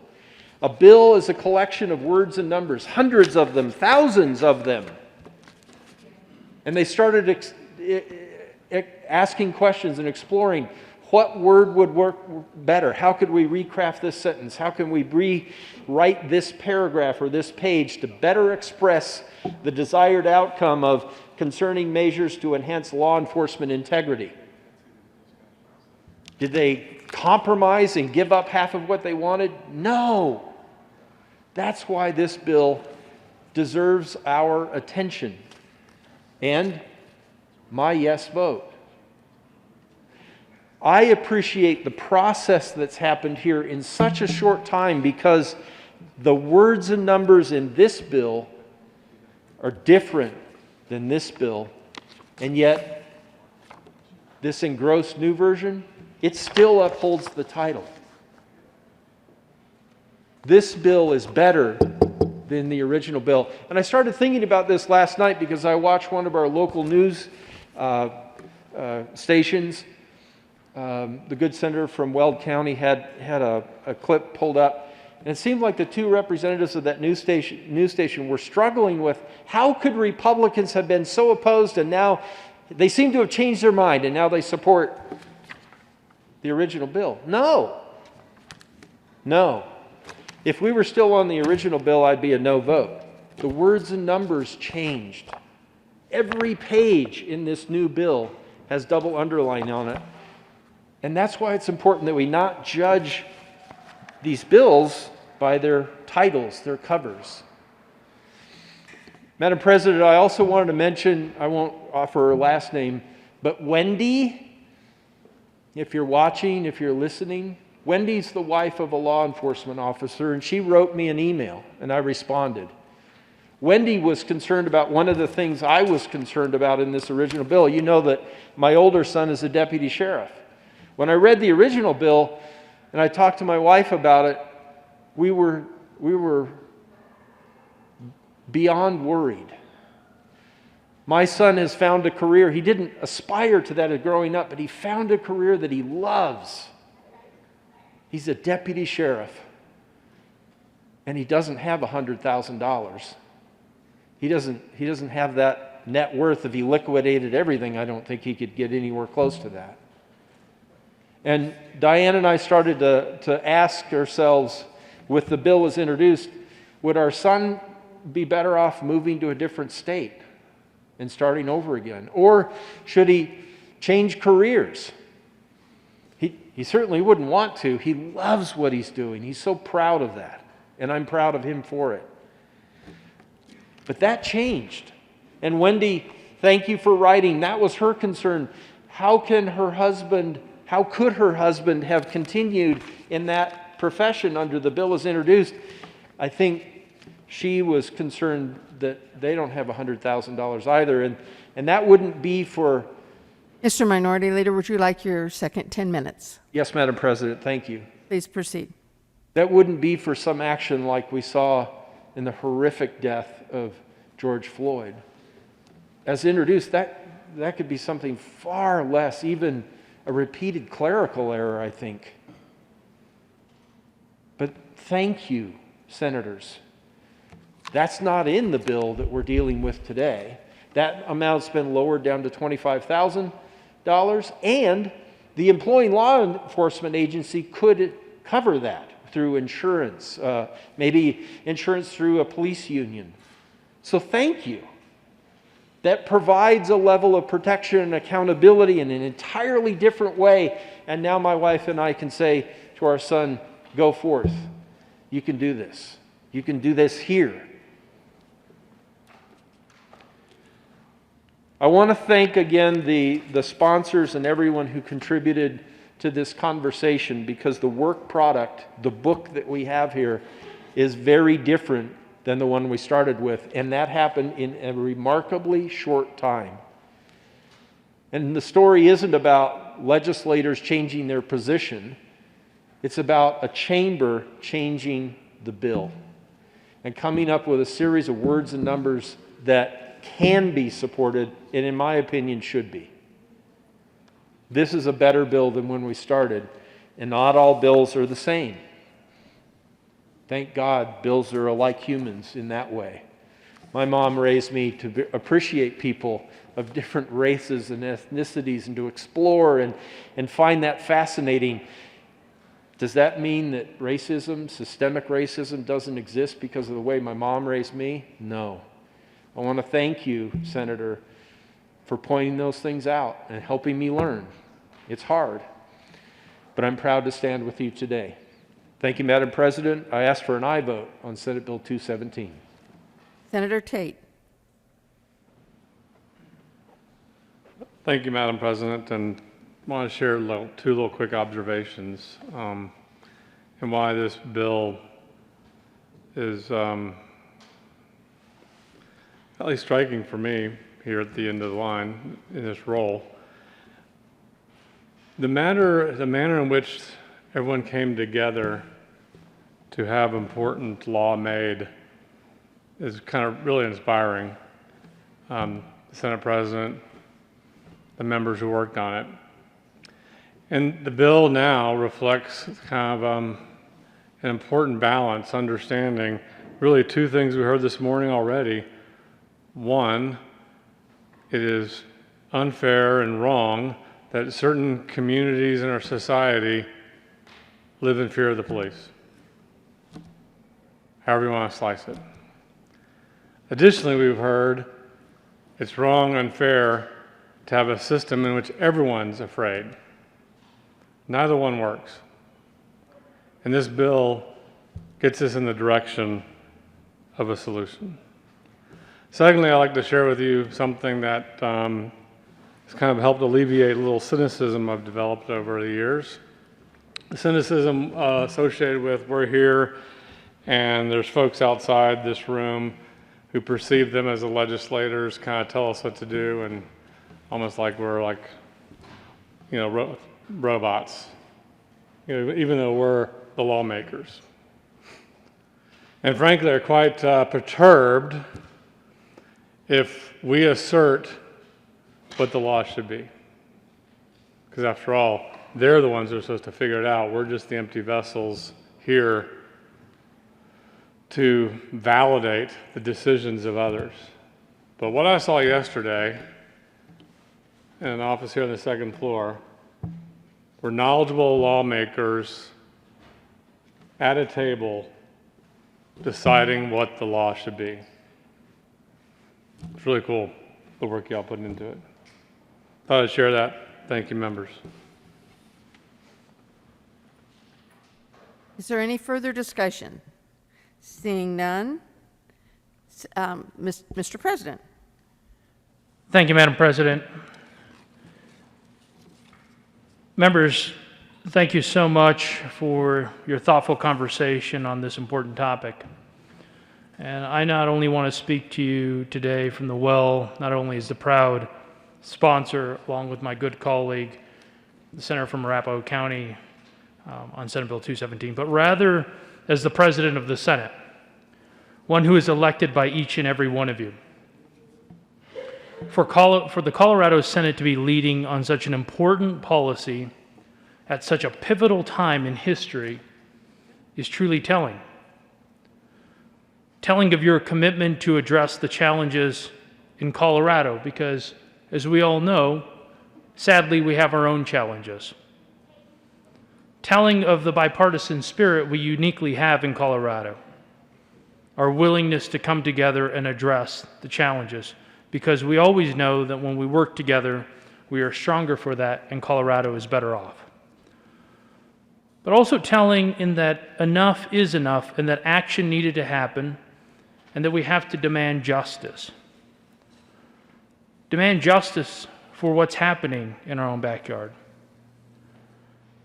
I want to speak briefly to some of the comments that the good senator from Greeley raised, because while I've never been a law enforcement officer, I did serve in the United States Marine Corps and was deployed to Iraq in 2003 at the start of the war, and definitely can attest to what it feels like to have rocks thrown at you or guns pointed at you, to know that it is a difficult experience. And I definitely recognize what law enforcement officials do day in and day out as a practicing paramedic working alongside them. Many of them are exceptionally, truly great officers. But I'm also reminded of what it means in the Marine Corps to receive the coveted, bestowed EGA, the Eagle, Globe, and Anchor. It means that you stand for a long history of lineage of Marines who have honor, courage, and commitment. And it's more than just a symbol. Matter of fact, I'm reminded of what that means as a law enforcement officer, or what I like to sometimes refer to them as a peace officer. Let me read a little bit. The badge is a symbol of public faith. Through our unwavering professionalism and loyal adherence to our core values, I dedicate myself to this chosen profession and will strive to achieve the ideals through my commitment in the tenets of character, integrity, knowledge, judgment, honor, loyalty, and courtesy.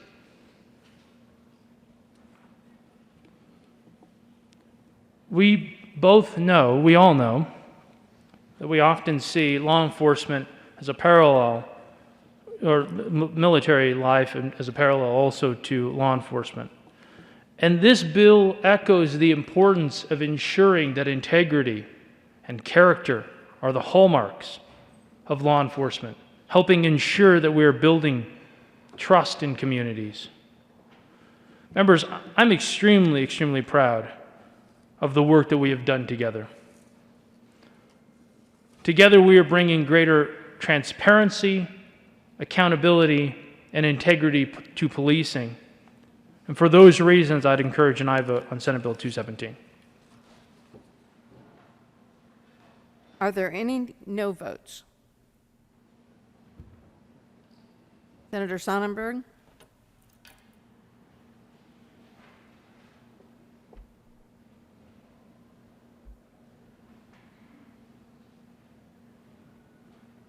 With 32 aye, 1 no, and 2 excused, Senate Bill 217 is passed.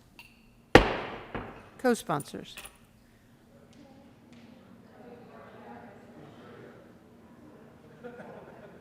Senator Crowder, Senator Priola, Senator Tate, Senator Bridges, Zenzinger, Gonzalez, Moreno, Story, Janal,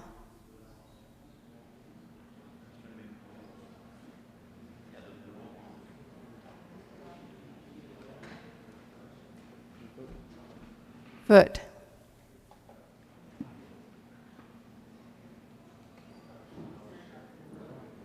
Hill,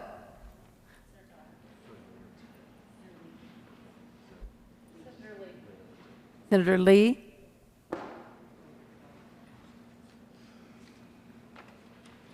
please add the president.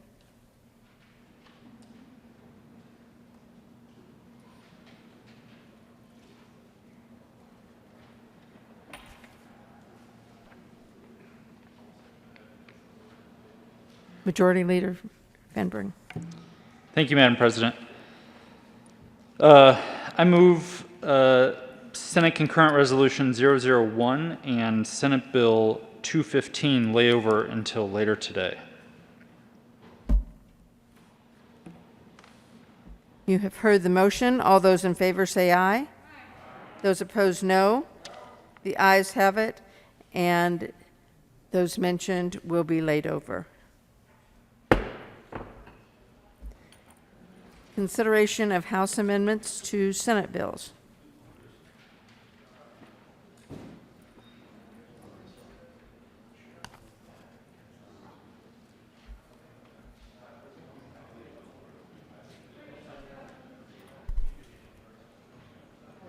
Senate Joint Resolution 19, Senate Joint Resolution 23 will lay over. No. I'm sorry. Okay, I'm giving it back to you.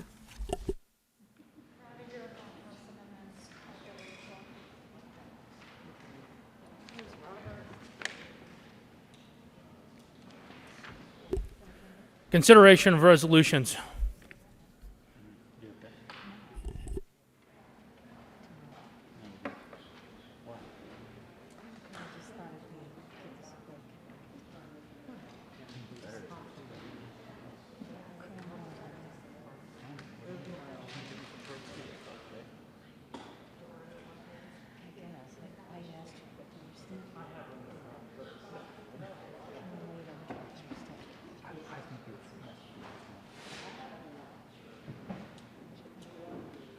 Mr. Majority Leader. Thank you, Mr. President. I move that we proceed out of order to take up consideration of House amendments to Senate bills. The motion is to proceed out of order for consideration of House amendments to Senate bills. All those in favor say aye. All those opposed, no. The ayes have it, and the Senate will proceed out of order for consideration of House amendments to Senate bills.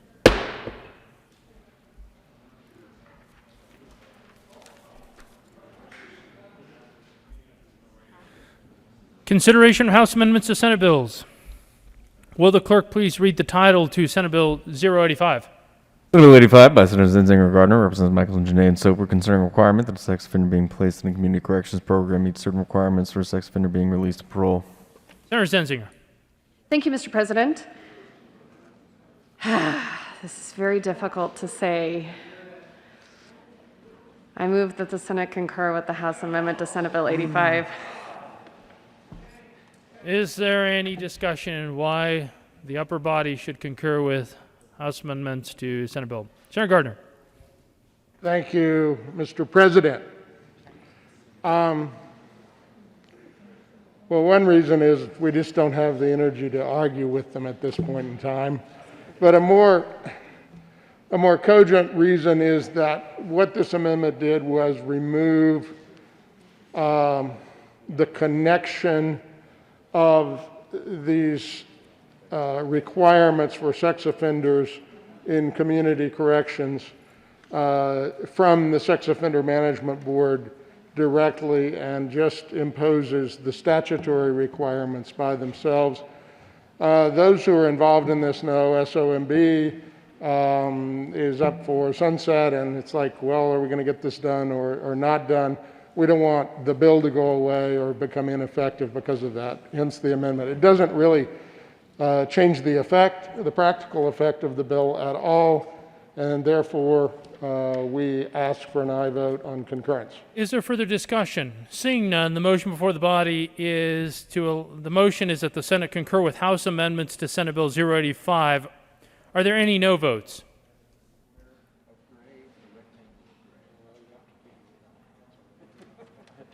With 33 aye votes, 0 no, 0 absent, 2 excused, that motion is adopted. Senator Zenzinger. Thank you, Mr. President. I move for the readoption of Senate Bill 85. The motion is for the repassage of Senate Bill 085. Are there any no votes? With 33 ayes, 0 no, 0 absent, and 2 excused, Senate Bill 085 is repassed. Co-sponsors. Mr. Carpenter, please read the title to Senate Bill 088.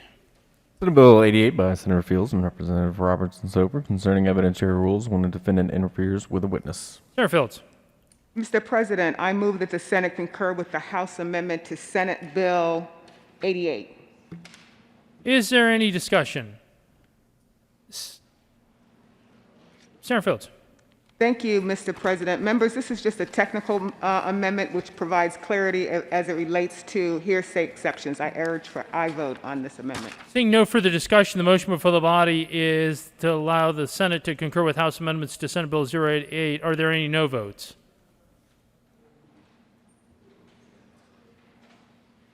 With 33 ayes, 0 no, 0 absent, 2 excused, that motion is adopted.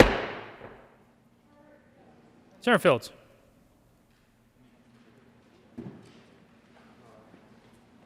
Senator Fields. Mr. President, I move that we repass Senate Bill 88. The motion is for the repassage of Senate Bill 88 on third reading. Excuse me. The motion is for the repassage of Senate Bill 88. Are there any no votes? With 33 ayes, 0 noes, 0 absent, 2 excused, Senate Bill 88 is repassed. Co-sponsors.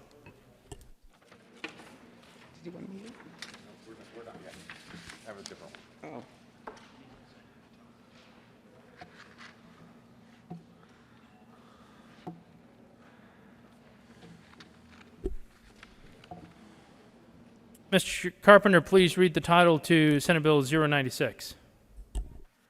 Senate Bill 96 by Senators Rodriguez and Holborn, Representatives Duran and Carver, concerning an authorization for notaries public to perform notarial acts using audio-video communication. Senator Rodriguez. Thank you, Mr. President. I move that the Senate concur with the House amendments.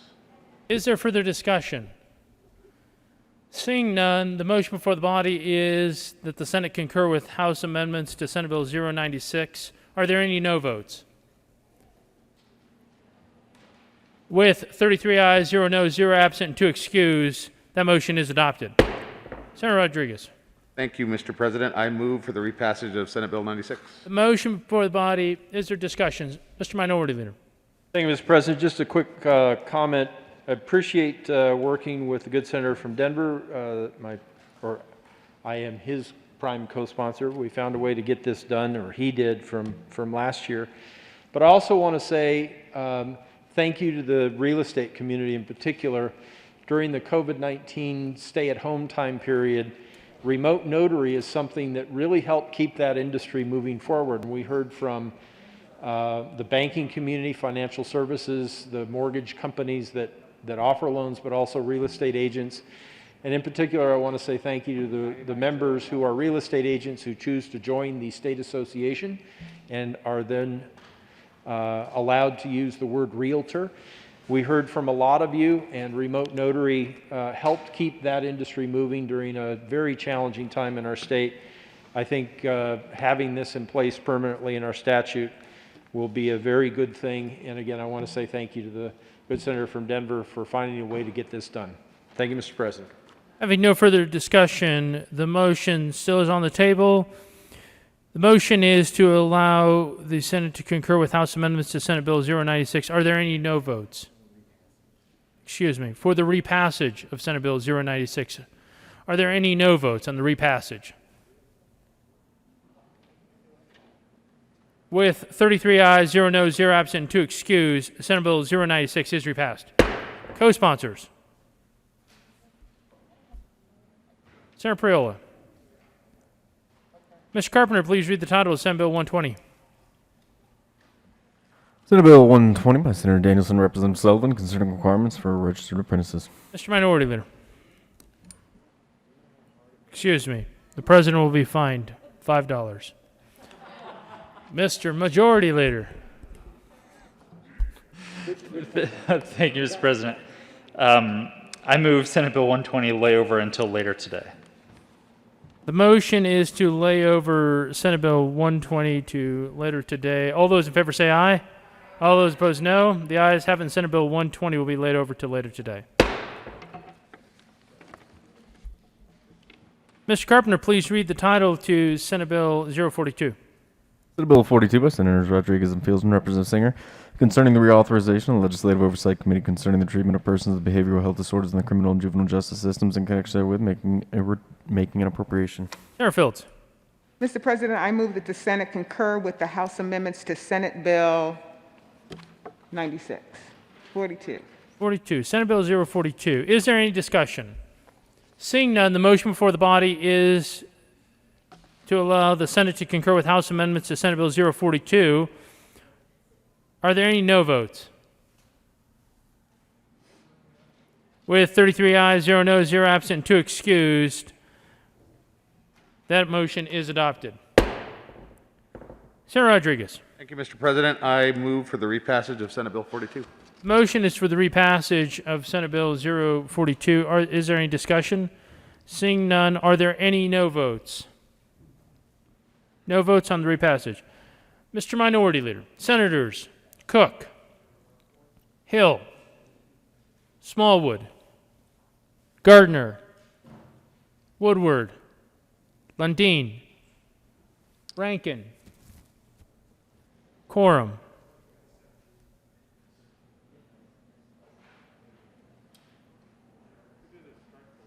With 24 ayes, 9 no votes, 0 absent, 2 excused, Senate Bill 042 is repassed. Co-sponsors.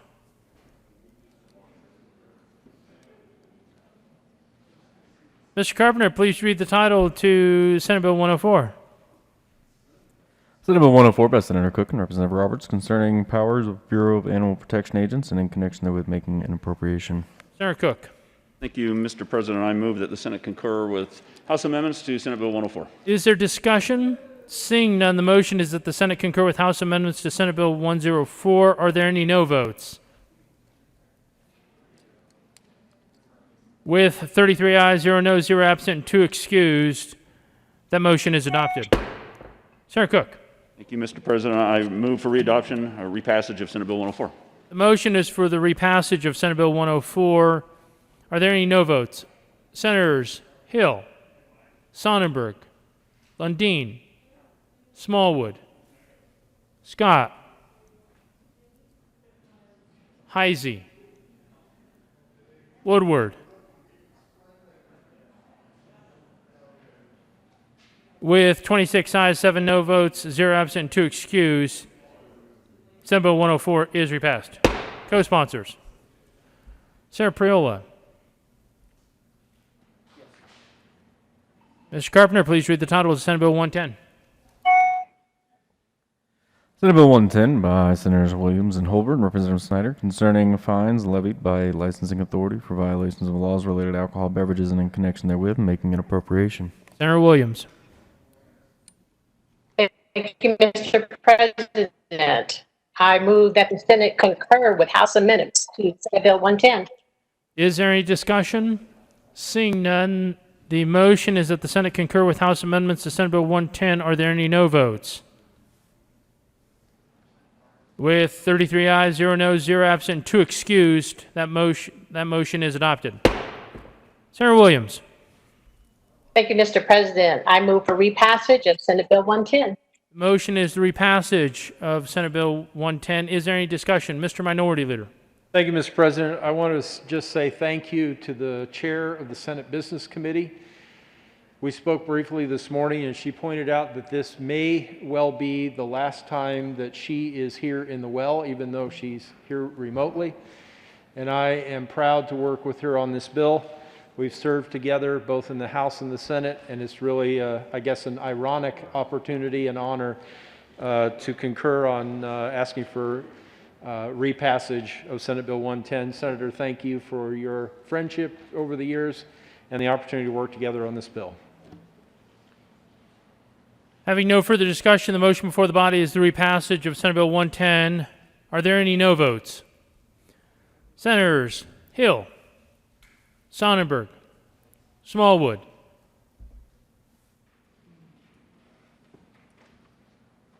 with 30 ayes, 3 no votes, 0 absent, 2 excused, Senate Bill 110 is repassed.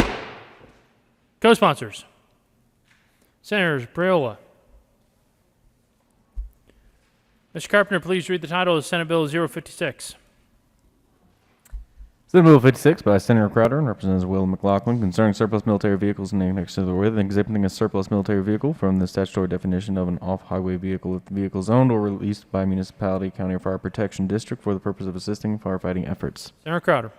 Thank you, Mr. President. I move to concur with the House on 056. Is there any discussion? Seeing none, the motion is the Senate concur with House amendments to Senate Bill 056. Are there any no votes?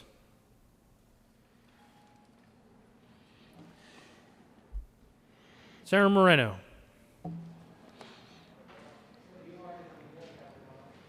With 32 ayes, 1 no vote, 0 absent, 2 excused, that motion is adopted. Senator Crowder. Yes, sir. I move for repassage of 056. Ask for aye vote. Is there any discussion? Seeing none, the motion is for the repassage of Senate Bill 056. Are there any no votes?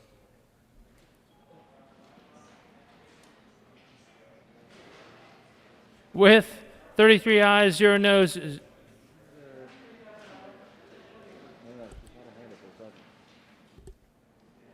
there no votes on the repassage of Senate Bill 056? With 33 ayes, 0 noes, 0 absent, and 2 excused, Senate Bill 056 is repassed. Co-sponsors.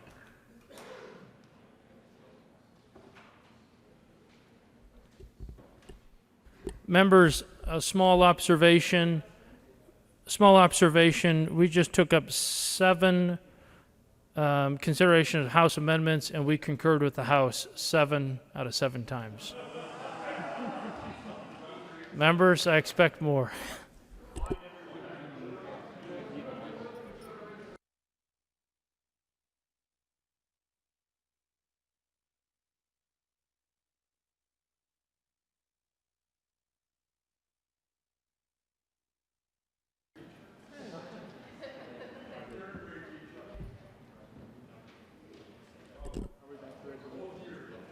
Consideration of resolutions. Will the clerk please read the title to Senate Joint Resolution 019? Senate Joint Resolution 19 by Senators Cook and Janal and Representative Carver concerning declaring the week of May 10th, 2020 as Police Week and in connection therewith, declaring May 15, 2020 as Peace Officers Memorial Day.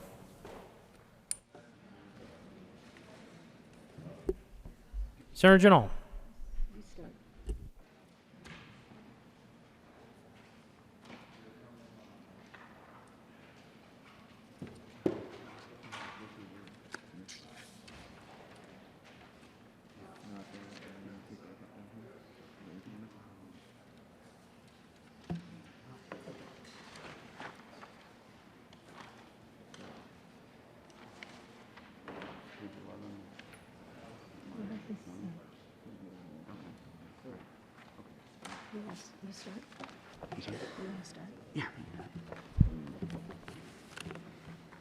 Senator Cook.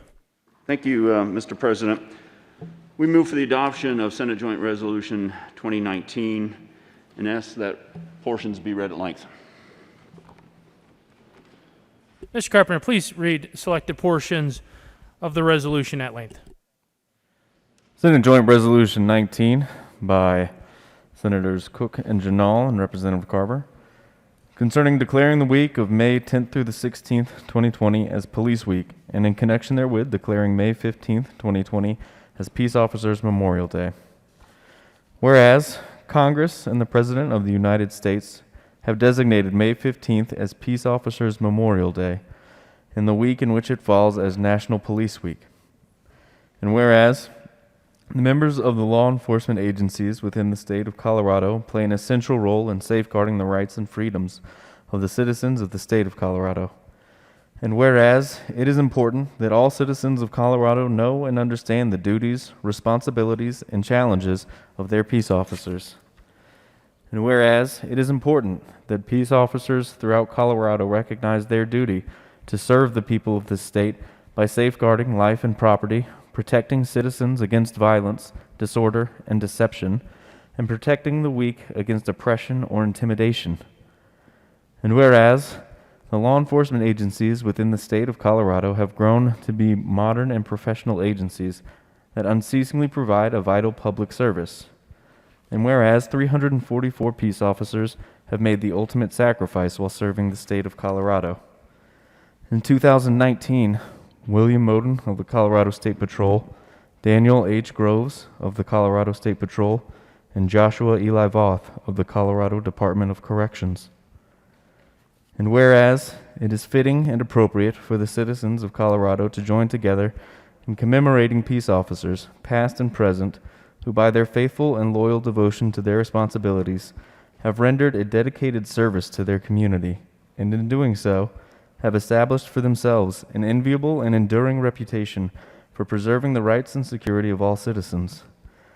Now, therefore, be it resolved by the Senate of the 72nd General Assembly of the State of Colorado, the House of Representatives concurring herein, that we, the members of the General Assembly, hereby proclaim the week commencing May 10th, 2020 as Police Week in Colorado, in recognition of peace officers' efforts in safeguarding the citizens of Colorado, and call upon all citizens of the state and upon all patriotic, civic, and educational organizations to observe Police Week, and that we hereby proclaim the day of May 15th, 2020 as Peace Officers Memorial Day in recognition of those officers who, through their courageous deeds, have made the supreme sacrifice or who have been disabled in the line of duty, and call upon the citizens of Colorado to recognize and participate in the observance of this worthy occasion.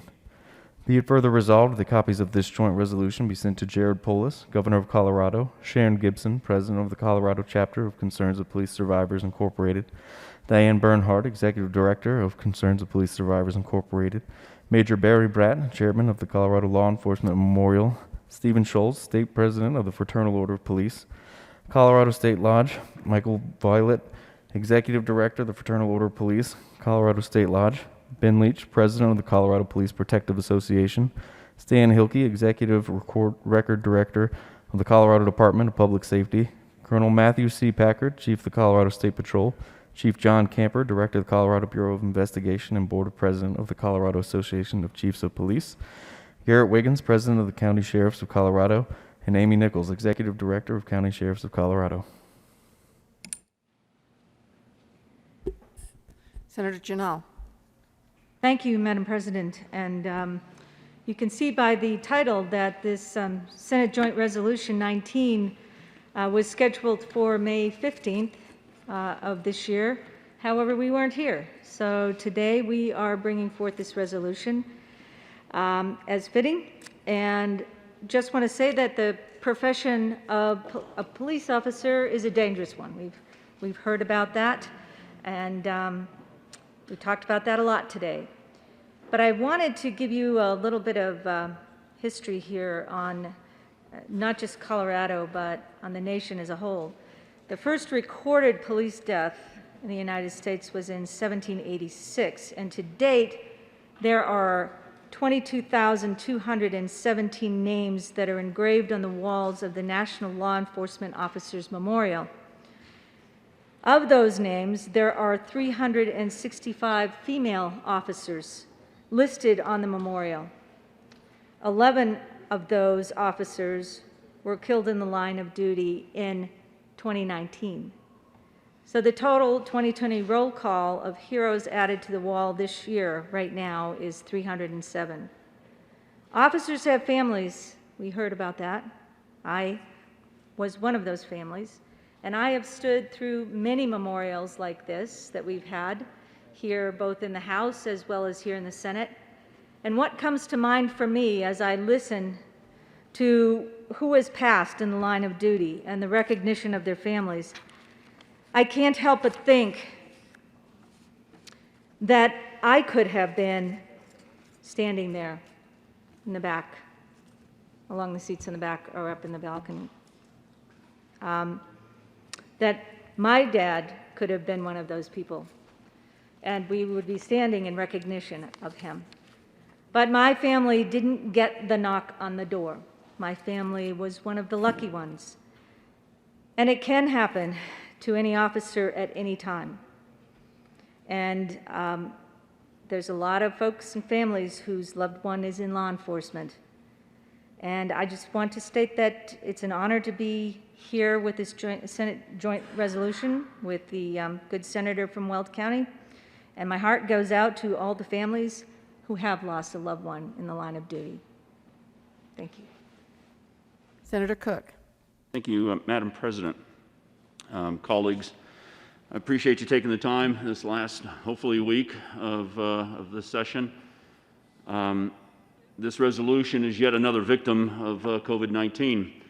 As the good senator from Fort Collins said, we were supposed to hear it, I believe, in April sometime, so that way we can do the proclamation for Fallen Officer Week and Law Enforcement Memorial, May 15th. But again, like I said, this is just another victim of COVID, and unfortunately, because of that, we are not able to honor the 3 men who died last year in the line of duty or their families. I don't know if you remember, every year we usually have a little bit of a more ceremony, a little more pomp and circumstance to honor and recognize the people that died in law enforcement. I usually have a memory table set up. And we have the honor guards from the agencies that lost deputies or peace officers. I arranged for the State Patrol. The State Patrol in this building actually has a color guard, and I arranged for them to present the colors. And the families of the fallen officers to be here so that they could see that we do care about them. So unfortunately, that's not possible this year. I know it's busy. Like I said, it's the last week, hopefully. But this is, and I say the least we can do, and I mean it, that's how I feel. It's the least we can do for those that have died in the line of duty. I was afraid that this resolution was going to get caught up in the police bill, and that we just got done voting on. And I was afraid that there might be people might try to make a connection between the two, which would have been really unfortunate because they have no connection. We're recognizing 2 state patrolmen today and 1 corrections officer that died last year. And I'd like to just say a few things about them. Corporal Daniel Groves, on March 13th, 2019, Corporal Daniel Groves stopped to assist a motorist that had slid off the roadway on westbound Interstate 76 near Roggen, which is in my county, Roggen, Colorado, during a significant winter storm. Moments after exiting his patrol car, Corporal Graves was struck by an out-of-control westbound vehicle.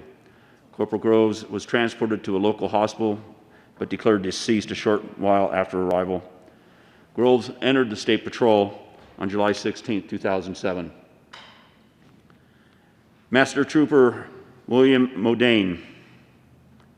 On June 14, 2019, Master Trooper William Modane was investigating a previous crash on I-70 near Deer Trail, Colorado. While completing his on-scene investigation and documenting roadway evidence, Master Trooper Modane was struck by a passing vehicle.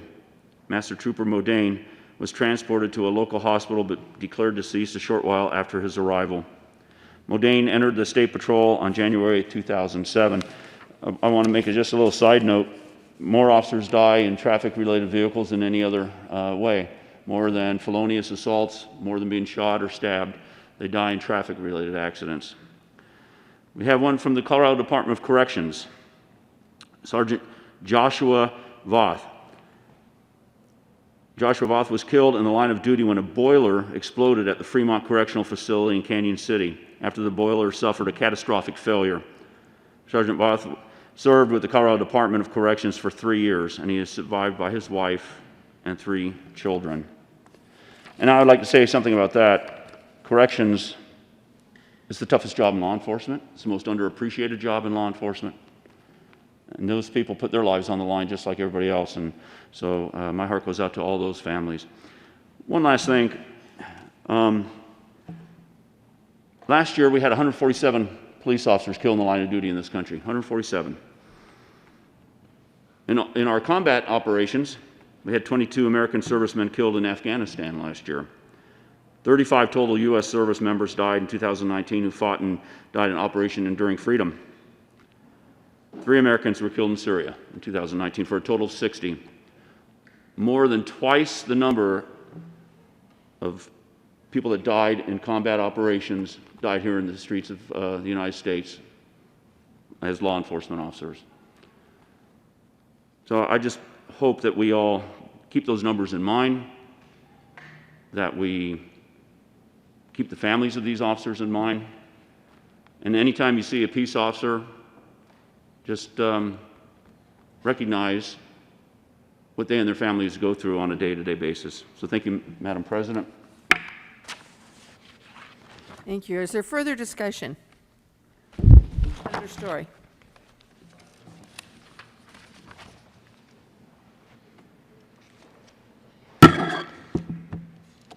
Thank you, Madam President. As we memorialize those in blue for their tremendous work, I think it's important to add some context about their life as an officer and what they go through on a daily basis. I want to share with you an open letter, though it is to a protester from a Baltimore County police officer. I think what's shared is relevant to the daily work and efforts that our law enforcement provide for us on a regular basis. This is shared by Seth Templeton, a Baltimore County officer. We might sit down over coffee, and I would start by telling you that I have done a lot of good things in my short 5-year career. I was the first officer on the scene for a call at a college campus where a delusional person was wandering the halls of a dormitory with a gun. In that incident, we found the person responsible just as he was about to commit a sexual assault. A few months ago, I went to a call for shots fired, ran after an armed person in the dark, and caught him with the help of my partners. A few weeks ago, I was part of a group of officers that caught an armed and dangerous murderer after a high-speed pursuit. In all of these incidents, no one was hurt, and none of them were on the news. My interest is not to criticize the media, but simply to point out that for every negative news story involving the police, there are thousands of positive stories that proceed normally, without incident and without recognition. I would tell you my stories of doing good deeds. I've saved one life directly and many others indirectly. I have given out many, many warnings when I could have given out citations. I have let people go home when I could have taken them to jail. Every year, I spend hundreds of dollars of my own money buying food for the hungry, transportation for the stranded, and shelter for the homeless.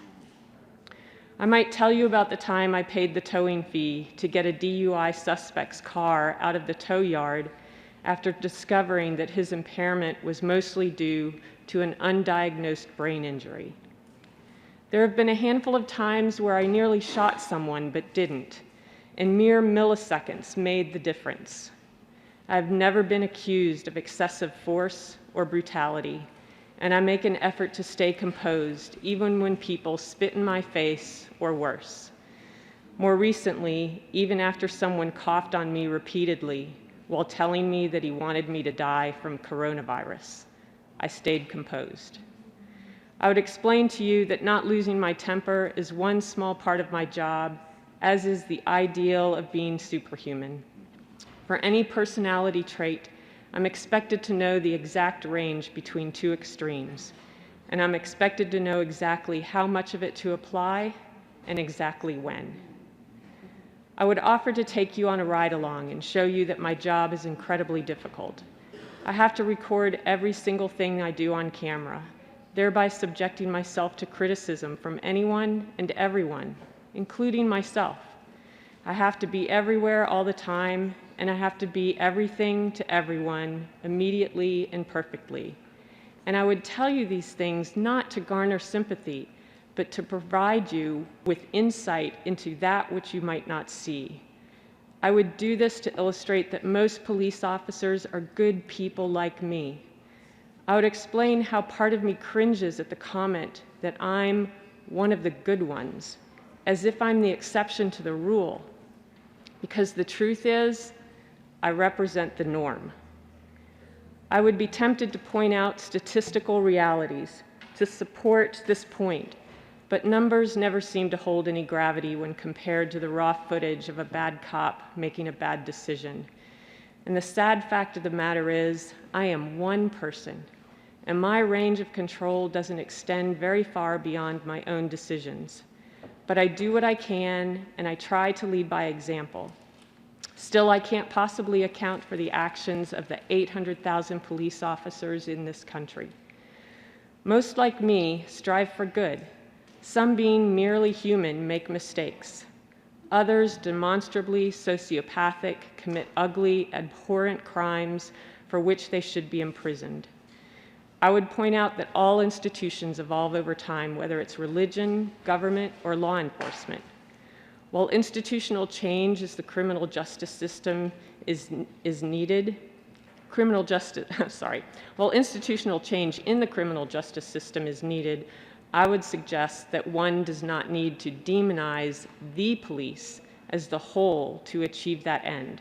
Cops are not all the same. I would ask that you judge me not by my uniform, but by the content of my character. I would point out that us versus them thinking is always bad, no matter which side you're on.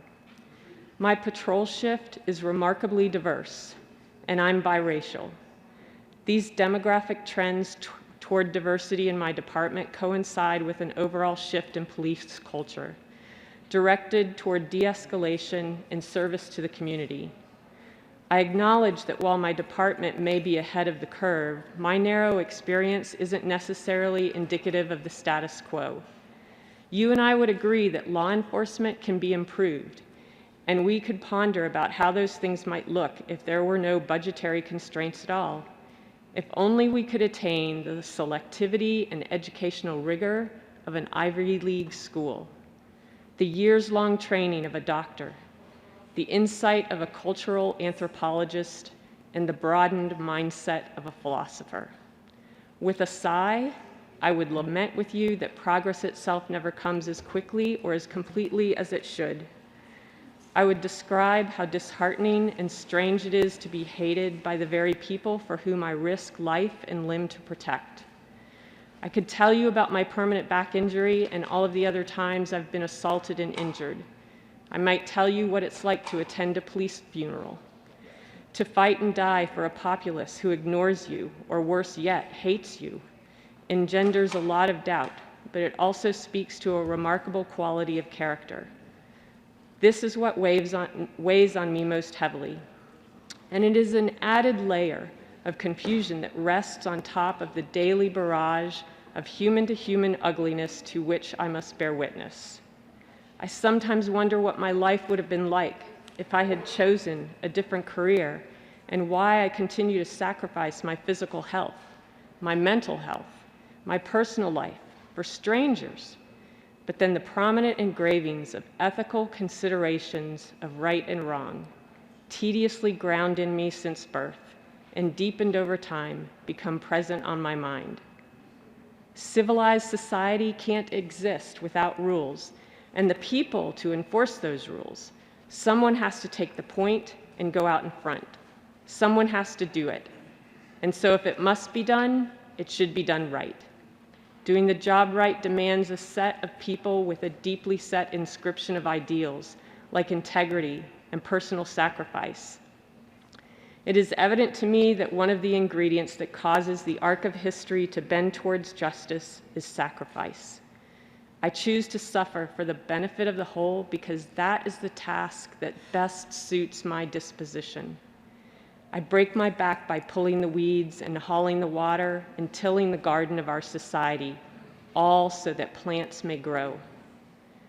I would implore you to see that we are both disgusted by bad cops.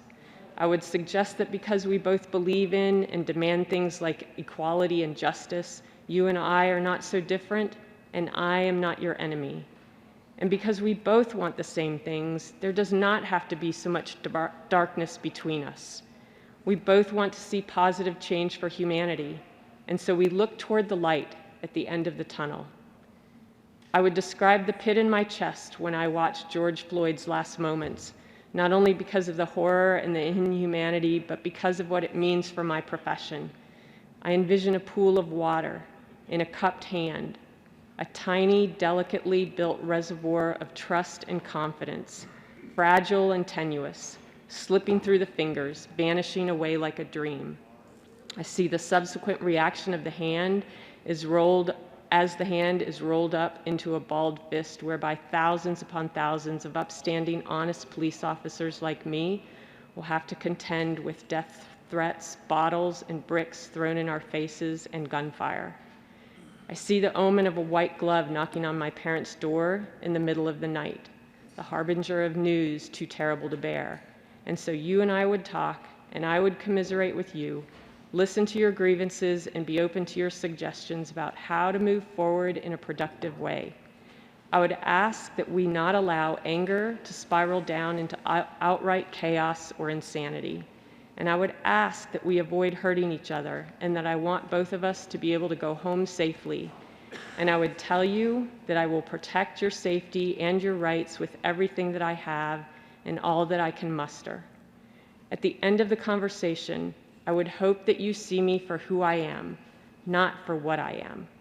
I would be tempered to bring things to a close by trying to say something magnanimous without sounding silly or robotic, perhaps by mentioning the oath that I swore to uphold. And so instead of repeating platitudes, I would simply remind you that even if you still hate me, if you ever dial 911 or call for help, I will come running. I promise. I will come running. And then I would open my palm and offer you my outstretched hand. And I believe the commentary and personal reflection that I just shared, I believe is an honest, courageous, and relevant representation of the vast majority of law enforcement officers across our state and our nation. As a society, we owe those who do embody integrity, courage, and dedication under their motto, an honor to serve, a duty to protect, an enormous debt of gratitude for their public service. And I'm grateful for those who are bringing forward this memorial to honor our law enforcement officers across our state and our country. Thank you. Is there further discussion? Senator Fields. Thank you, Madam President. You know, words seem a little inadequate for me right now when I look at the numbers as it relates to the number of peace officers that have lost their lives in the line of duty.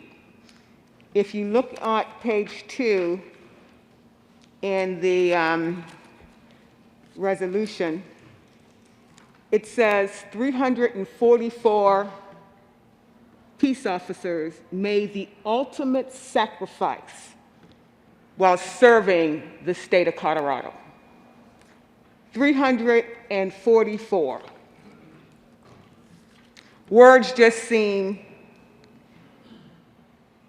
not adequate when I try to comprehend that number. We just passed Senate Bill 217, and we were talking about oftentimes the violence that we see committed against Black and brown people. But I want to talk about the violence that happens to law enforcement. I've been serving down here for 10 years, and it just breaks my heart every time we have to memorialize a portion of a highway, or we have to introduce a law, you know, saying move over Cody, and all the things that they do for us to keep us safe. But they're confronted with violence every single day.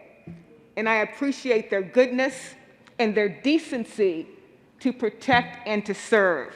And we should never underestimate their service to our state and to our community. I don't know what it's like to be a police officer, but I know that they put their lives on the line every single day. They put on that uniform, they go to work, and they get in a patrol car if they happen to be working the streets. Can you imagine the thousands of miles that they may have on a car, the contacts, the number of contacts that they might have? Hundreds and thousands of contacts. And the contacts that they have, some of it is based on good things. It's not based on, you know, violence. Sometimes it's like helping someone who is dealing with some kind of trauma, someone that's in a mental health crisis. Sometimes it might be just helping someone who is homeless and the temperature outside is so frigid that a law officer will help them get a voucher or take them to a homeless shelter. The decency and the kindness of peace officers is something that we should be celebrating, and that's what we're doing right now. But unfortunately, the 344 that are on this list are no longer here to continue their service because they gave the ultimate sacrifice. So I want to thank the sponsors for presenting SJR 2019. I rise in support of this joint resolution. And I just want to know, just share with all the law enforcement officers that are out there that we appreciate your service, we appreciate your decency, we appreciate your goodness, and we thank you for being there when we have a need. Thank you, members. Is there further discussion? Seeing none. Senator Cook? Thank you, Madam President. I renew my motion for the adoption of Senate Joint Resolution 19 and ask for a roll call vote. The motion is the adoption of Resolution SJR 20019. Are there any no votes? Oh, roll call vote. Pardon me. Thank you. Mr. Carpenter, please take the roll. Senators Bridges. Bridges, aye. Cook. Aye. Cook, aye. Quorum. Quorum, aye. Crowder. Crowder, aye. Danielson, excused. Donovan. Donovan, aye. Finberg. Finberg, aye. Fields. Fields, aye. Foot. Foot, aye. Gardner.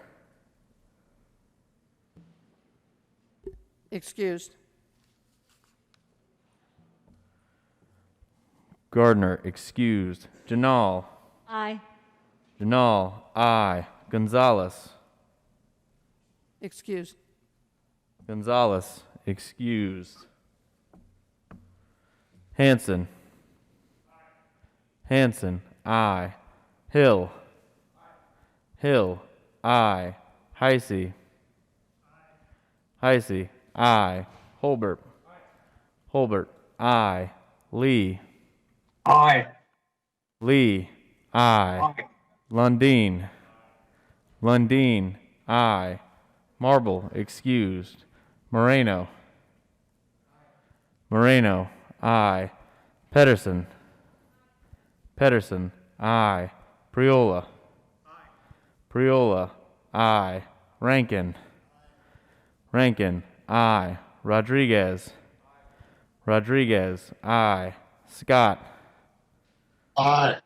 Scott, aye. Smallwood. Smallwood, aye. Sonnenberg. Sonnenberg, aye. Story. Story, aye. Tate. Tate, aye. Williams. Aye. Williams, aye. Winter. Winter, aye. Woodward. Woodward, aye. Zinzinger. Zinzinger, aye. President Garcia. President Garcia, aye. Gardner. Gardner, aye. Madam President. Aye. With 32 ayes, 0 noes, and 3 excused, Senate Joint Resolution 19 is adopted. Senator Janal.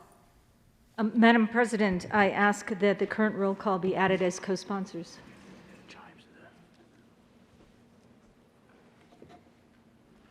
Senator Janal. Thank you, Madam President. I ask that we have a moment of silence in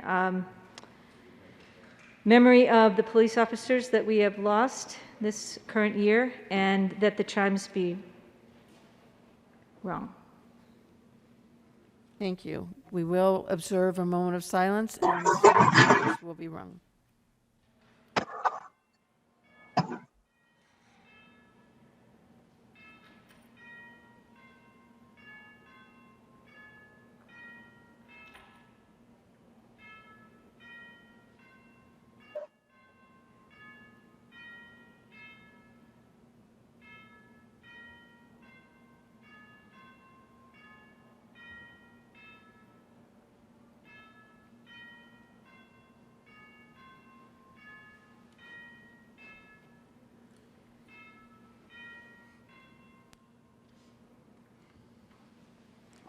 Thank you. Senator Sheriff, Senator Cook. Thank you, Madam President. We ask that the current roll call be added as co-sponsors. Without objection, the current roll call will be added as co-sponsors. Thank you.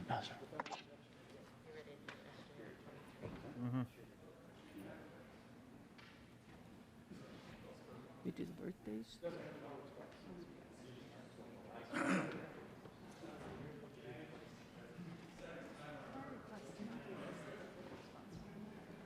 Mr. Carpenter, please, oh, excuse me. Senator, Mr. Carpenter, please read Senate Joint Resolution 23. Senate Joint Resolution 23 by Senator Lundin, Representative McKean, concerning the designation of the Interstate 25 bridge over 17th Avenue as the Richard R.J. Lawrence Bridge. Senator Lundin. Thank you, Madam President. I move SJR 20023 and ask that it be read at length. The motion is the, Mr. Carpenter, please read the resolution. Senate Joint Resolution 23 by Senator Lundin and Representative McKean, concerning the designation of the Interstate 25 bridge over 17th Avenue as the Richard R.J. Lawrence Bridge. Whereas Richard R.J. Lawrence was president and CEO of Lawrence Construction, a family-owned company founded in 1924 and headquartered in Littleton, Colorado. And whereas R.J. Lawrence was a fourth-generation Coloradan, born in Denver, Colorado, to Earl Roger Lawrence and Betty Jo Otto Lawrence, along with siblings Barbara Jo and William Roger. And whereas R.J. Lawrence graduated from Arapahoe High School in 1974 and graduated from Colorado State University and earned his professional engineering license in 1984. And whereas in 1982, R.J. Lawrence married Polly Peterson, and they had 2 children, Anne Kathleen Lawrence and Scott Roger Lawrence.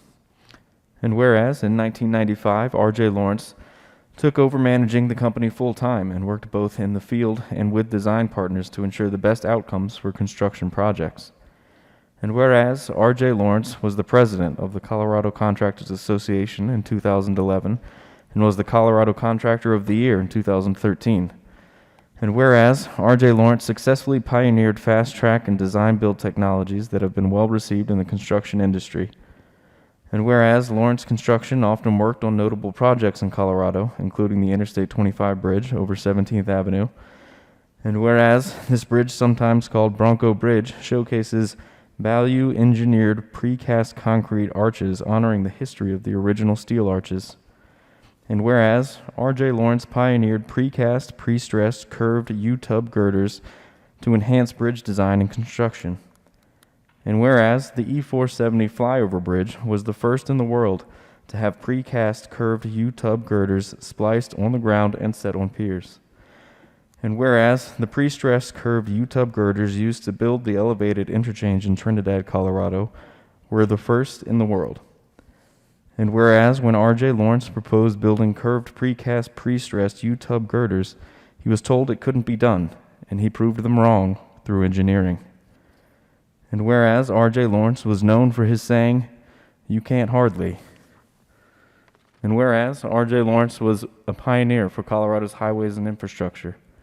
He was a contractor who inspired innovation through outside-the-box ideas that have helped to drive Colorado's infrastructure to new levels. R.J.'s ideas have shown what is possible in Colorado heavy civil construction and beyond. And whereas R.J. Lawrence was always proud to be a Colorado contractor and built some of Colorado's best infrastructure projects. Now, therefore, be it resolved by the Senate of the 72nd General Assembly of the State of Colorado, and the House of Representatives concurring herein, that the Interstate 25 bridge over 17th Avenue be officially designated as the Richard R.J. Lawrence Bridge. That the Colorado Department of Transportation may accept and expend gifts, grants, and donations for the purpose of the initial placement of signs on either side of the bridge for the Richard R.J. Lawrence Bridge, and that the Colorado Department of Transportation may explore cooperative agreement with the City and County of Denver for the maintenance of the markings for the Richard R.J. Lawrence Bridge. Be it further resolved that copies of this joint resolution be sent to his wife, Polly Lawrence, his children, Ann Lawrence and Scott Lawrence, his siblings, Barbara Jo Hadley and William Roger Lawrence, and Lawrence Construction. Senator Lundin. Madam President, colleagues, please feel free to take a seat. I'll be brief. few years back, I wandered into the Colorado House of Representatives and encountered a vibrant mentor, is what she ultimately became to me, Polly Lawrence. Wonderful colleague in the House. Many of you, I'm sure, have had the opportunity to interact with Polly and seen her acting in her leadership capacity. I don't know that all of you were as fortunate to have the opportunity to meet Richard, RJ, Rick, as many people called him, Lawrence. I had the opportunity to meet RJ on a trip to Israel, and I learned quickly that he is a man of good humor and rich human insight, and he truly is one of those fellows who has a visceral capacity to get it done. Sadly, RJ passed earlier this year, and we are all poorer for his passing. The purpose of this particular resolution is to acknowledge part of the wonder and power and beauty of that man. It is said, if you want something beautiful, hire an architect. If you want something that's safe, hire an engineer. I would argue if you want somebody who can get both things done, beauty and safety, hire a contractor. And RJ was exactly that kind of an individual. Bronco Bridge, many of you have been across it, it's colloquially called, is in fact an example of just that. Something that is beautiful and safe and delivered to us by a contractor. In this case, an innovative contractor who brought new ideas in the face of people who would say, you can't do it that way, that's not possible. But RJ, in fact, encountered that project and came back with the answer, you can't hardly. You can get it done, is what RJ was able to do. So colleagues, I urge your support of this resolution in honor of a great Coloradan, a great American, Richard R.J. Lawrence. Is there any discussion? Senator Moreno. Thank you, Madam President. And I rise in support of SJR 23 and just want to extend my thanks to the Senator from Monument for bringing it. I had the great pleasure to meet RJ on a number of occasions and obviously had the good fortune of serving with his spouse, my good friend, Representative Polly Lawrence, who I consider a good friend still to this day. It was a shock when I heard the news, and have been thinking about Representative Lawrence and her family since. Please continue to keep them in your thoughts and prayers, and very much appreciate you bringing this resolution. Senator Quorum. Thank you very much, Madam President, and thank you, the good senator, for bringing this resolution. RJ, to me, was someone to aspire to. I called him a gentle soul, and I think he truly, truly was. You know, RJ worked, Lawrence Constructions worked throughout the state. And when you leave Highway 62 west of Ridgeway, you take a left turn for Telluride. They had a job there a couple of years ago, maybe 3 years ago, a new bridge, taking off a big encroachment there. But I have always called it, since that time, I called that Polly's Corner. And you know, I had the opportunity for Memorial Day to go back to Telluride. And I changed the name. I called it RJ and Polly's Corner. And that will always be RJ's and Polly's Corner. And, you know, I had the opportunity to visit with RJ just a matter of days before his passing. Ran into him over at City Grill. He and Polly were on their way to a hockey game. And, you know, I asked RJ, how you doing? And this big smile came on his face, and he said, you know, Don, I'm feeling better than I have in quite a while. And, you know, I was frankly shocked when I got the word coming. I was driving back into Denver. that RJ had passed in his sleep. And I immediately called the minority leader and said, you know, we have such bad news. We have lost a great friend, a great individual, and a true voice for the Colorado Contractors Association. It is my honor to know the entire Lawrence family, and I wish them the best. Mr. Minority Leader. Thank you, Madam President. Join in supporting SJR 2023. One of the more awkward things that members can do is come down to the well and talk about themselves, and I apologize in advance. I want to tell you a little story about me so that I can talk about RJ and Polly. I first ran for the State House in 2010. The mayor of Parker ran for that Republican primary, and a lady from Roxborough Park by the name of Polly Lawrence ran in that primary. I came in first and she came in second. There were some words exchanged during that primary, a piece of mail here and a piece of mail there. But after a very narrow victory that night, RJ and Polly reached out and asked for yard signs. The next day,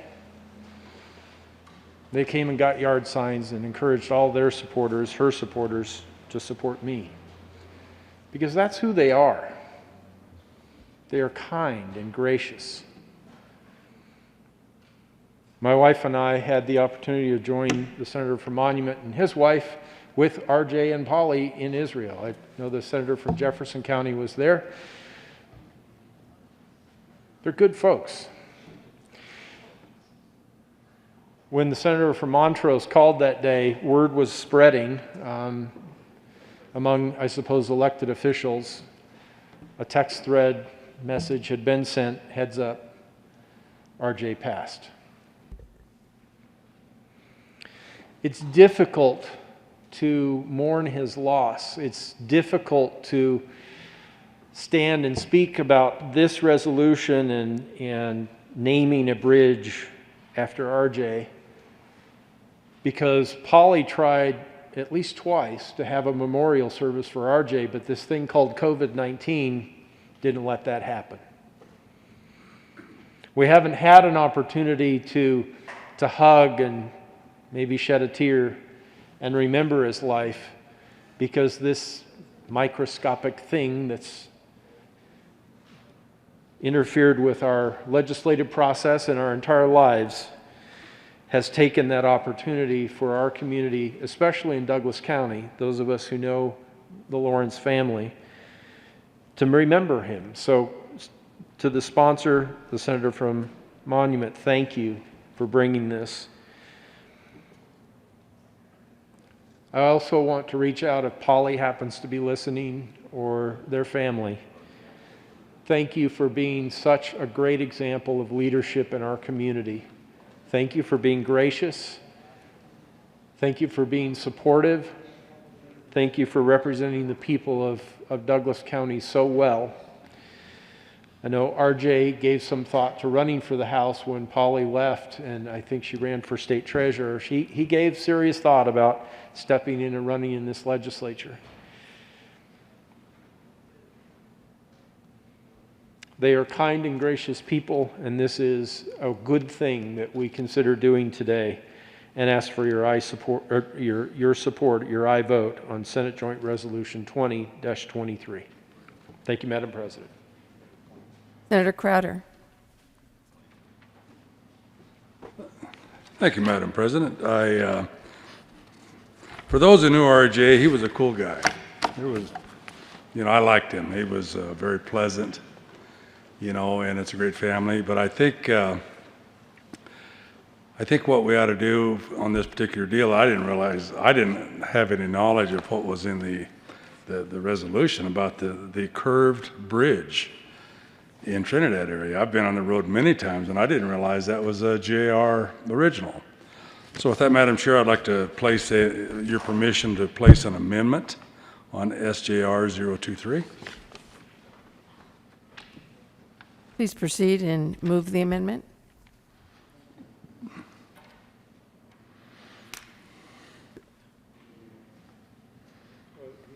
Mr. Carpenter, please read Amendment 23. Amendment L001 to Senate Joint Resolution 23 by Senator Crowder. Amend printer resolution page 3, strike and Lawrence Construction and substitute and Lawrence Construction, the City of Trinidad and Los Animas County Commissioners. Senator Crowder. Thank you, Madam President. I move 001 on SJR 023. Please proceed. And to the amendment, what I would like to do is, since this is an historical usage of a curved highway, I thought maybe notices of this resolution should also be sent to the City of Trinidad as well as the Los Animas County Commissioners to give them an idea, the ties to the state capital to their area. And I think it would be very appropriate for them to know, to have some type of idea of the history of this. So with that, Madam Chair, I would ask for support for L001. Senator Lundin.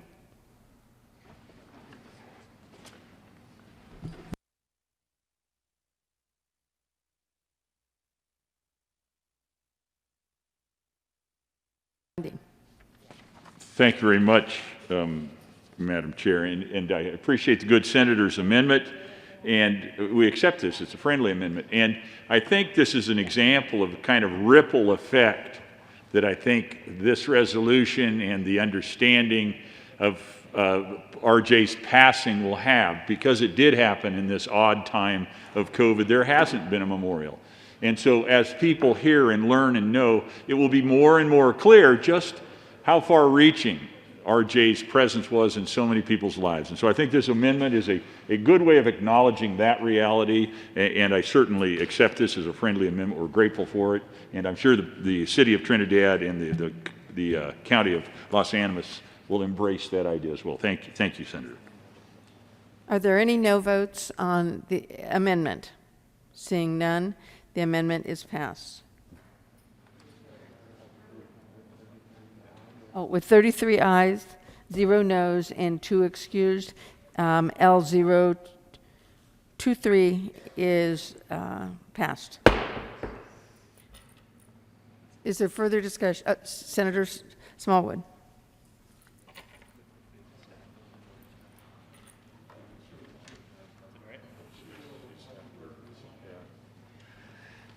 Thank you, Madam President. I rise in support of Senate Joint Resolution 23.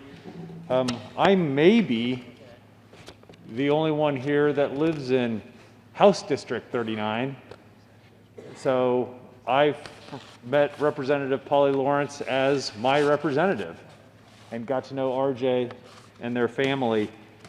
And I think the minority leader phrased it perfectly. For folks like us, this is sort of our memorial. I never had a chance to sit down with Representative Polly Lawrence, with her family, let them know how much RJ meant to me, how much their family means to me, and how much RJ will be missed. I miss seeing his face. I miss commiserating on all of our physical ailments, what hurts that week, whether it's our hip or our ankle or our knee. You know, RJ went through a series of medical procedures and was just getting better and better as far as I could see. So it's a tragedy to lose him. It's a tragedy to lose him that early. And I just wanted to take a moment to thank the senator for Monument for bringing the resolution and to make positively sure that my representative knows how much RJ meant to myself and to my family. Thank you, Madam President. Is there further discussion? Senator Lundin. Well, thank you, Madam Chair. And as we move to the vote, I'd like to have another opportunity to ask for co-sponsors. But at this moment, I just want to pause and thank you all. And I appreciate the folks who came down and gave a little glimpse into our interaction, who RJ was in our life and who Polly is in our life. To Polly and to Ann and to Scott, I would say you folks have blessed us and will continue to bless us. And part of that blessing is the way that you carry RJ's presence into our lives even today. And we're grateful for that. And we thank you for that. And Madam President, I believe we're ready for a vote. The motion is the adoption of Resolution SJR 20-023 as amended.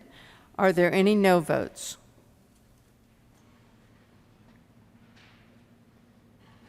With a vote of 33 ayes, 0 noes, and 2 excused, Resolution SJR 2023 is adopted. Co-sponsors.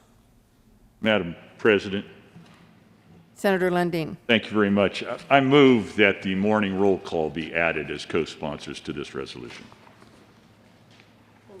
Without objection, the current roll call will be added as co-sponsors.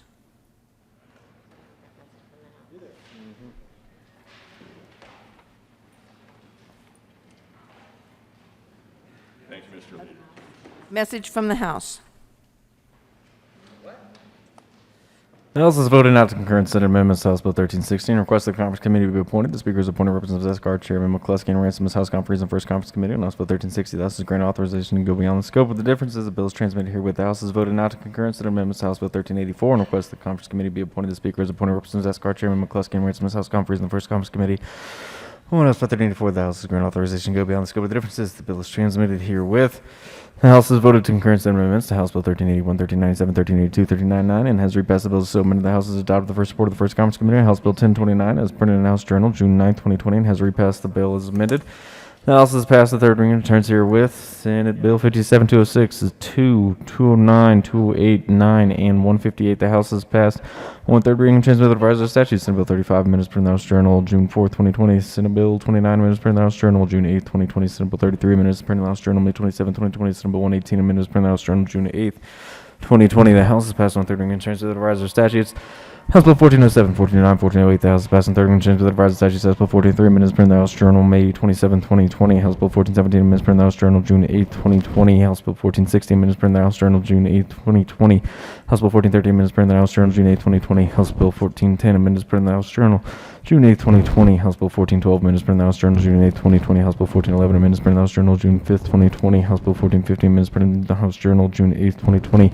House Bill 1065 minutes printed in the House Journal, June 8, 2020. House Bill 1312 minutes printed in the House Journal, June 8, 2020. House Bill 1017 minutes printed in the House Journal, June 8, 2020. House Bill 1200 minutes printed in the House Journal, May 27, 2020. House Bill 1053 minutes printed in the House Journal, June 8, 2020.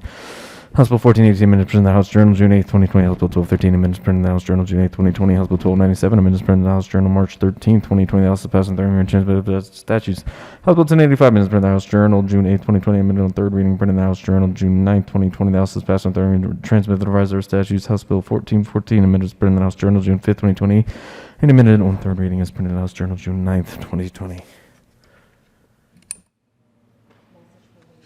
Message from the reviser.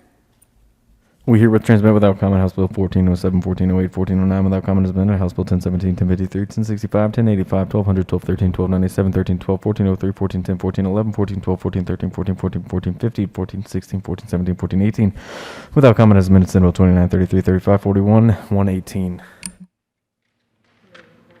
Committee reports. June 8th, 2020, Committee on Finance, after consideration of merits, Committee on following. Senate Bill 216 be amended as follows. As so amended, be referred to Committee on Appropriations with a favorable recommendation. June 8th, 2020, Committee on Finance, after consideration of merits, Committee on following. House Bill 1207 be referred favorably, Committee on Appropriations. June 8th, 2020, Committee on Finance, after consideration of merits, Committee on following. House Bill 1285 be referred favorably, Committee on Appropriations. June 8, 2020, Committee on Finance, after consideration of merits, Committee on following. House Bill 1119 be referred favorably, Committee on Appropriations. June 8, 2020, Committee on Finance, after consideration of merits, Committee on following. House Bill 1184 be referred favorably, Committee on Appropriations. June 8, 2020, Committee on Finance, after consideration of merits, Committee on following. House Bill 1376 be referred favorably, Committee on Appropriations. June 8, 2020, Committee on Finance, after consideration of merits, Committee on following. House Bill 1002 be referred favorably, Committee on Appropriations. June 8, 2020, Committee on Finance, after consideration of merits, Committee on following. House Bill 1293 be referred favorably, Committee on Appropriations. June 8, 2020, Committee on Finance, after consideration of merits, Committee on following. House Bill 1143 be referred favorably, Committee on Appropriations. June 8, 2020, Committee on Finance, after consideration of merits, Committee on following. House Bill 1211 be referred favorably, Committee on Appropriations. June 8th, 2020, Committee on Finance, African Consideration, Marriage, Committees following. House Bill 1219 be referred favorably. Committee on Appropriations. June 8th, 2020, Committee on Finance, African Consideration, Marriage, Committees following. House Bill 1218 be referred favorably. Committee on Appropriations. June 8th, 2020, Committee on Finance, African Consideration, Marriage, Committees following. House Bill 1265 be referred to the Committee of the Whole with a favorable recommendation.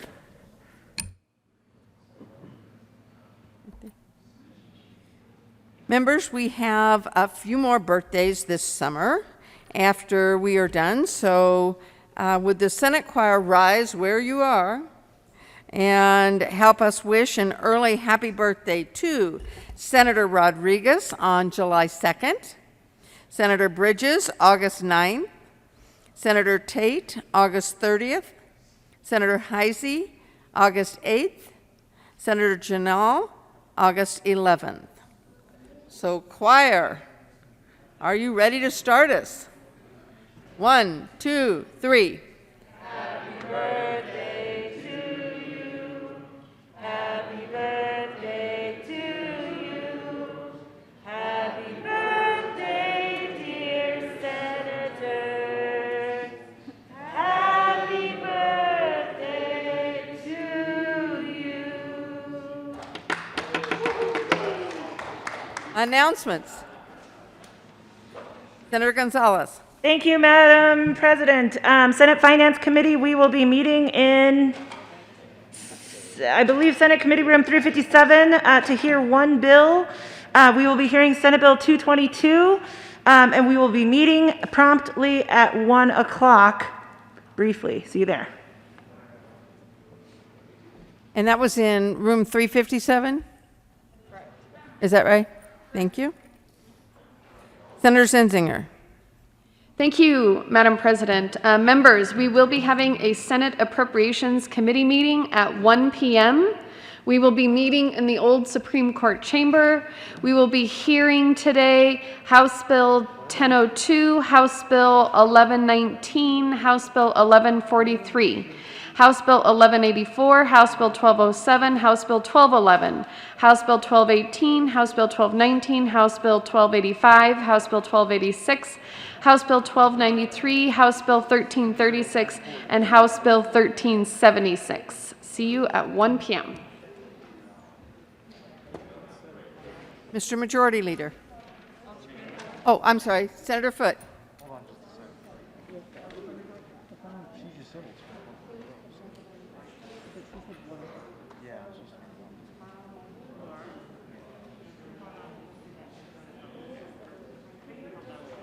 Let me check also. Hold on.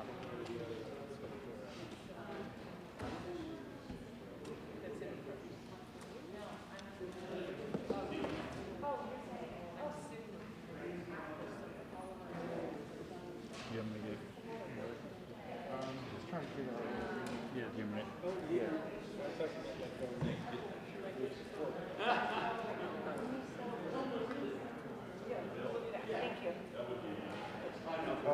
Senator Gonzalez. Thank you, Madam President. I just wanted to affirm that, yes, we are meeting. Senate Finance Committee is meeting today in Senate Committee Room 357 promptly at 1 o'clock. Thank you.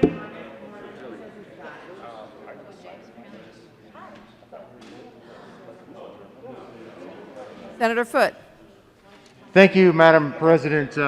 This is about state affairs. I was just trying to make sure we're meeting in the right spot. So we are meeting at 1 o'clock, state affairs, to consider Senate Bill 221 in room 352. 352, state affairs, 1 o'clock. Thank you.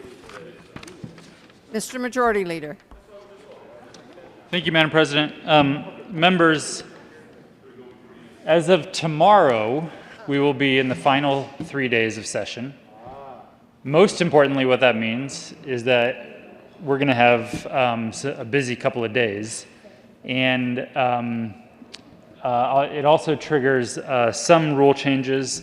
Those are outlined in the memo that was distributed a few weeks ago. But just wanted to let folks know these next couple of days we'll probably be on the floor for lengthy amounts of time. Today we are breaking for committees that are starting at 1 o'clock, and we will be coming back to the floor after those committees are completed to continue floor work. some of the bills that were on the calendar from this morning, and then we will also try to pull up some of the bills that we're able to on specials that come out of committee, especially Appropriations Committee.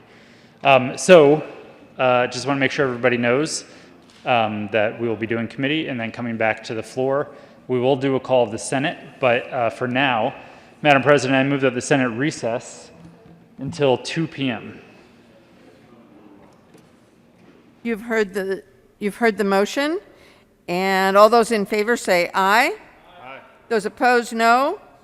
The ayes have it. The motion is adopted, and the Senate will recess until 2 p.m.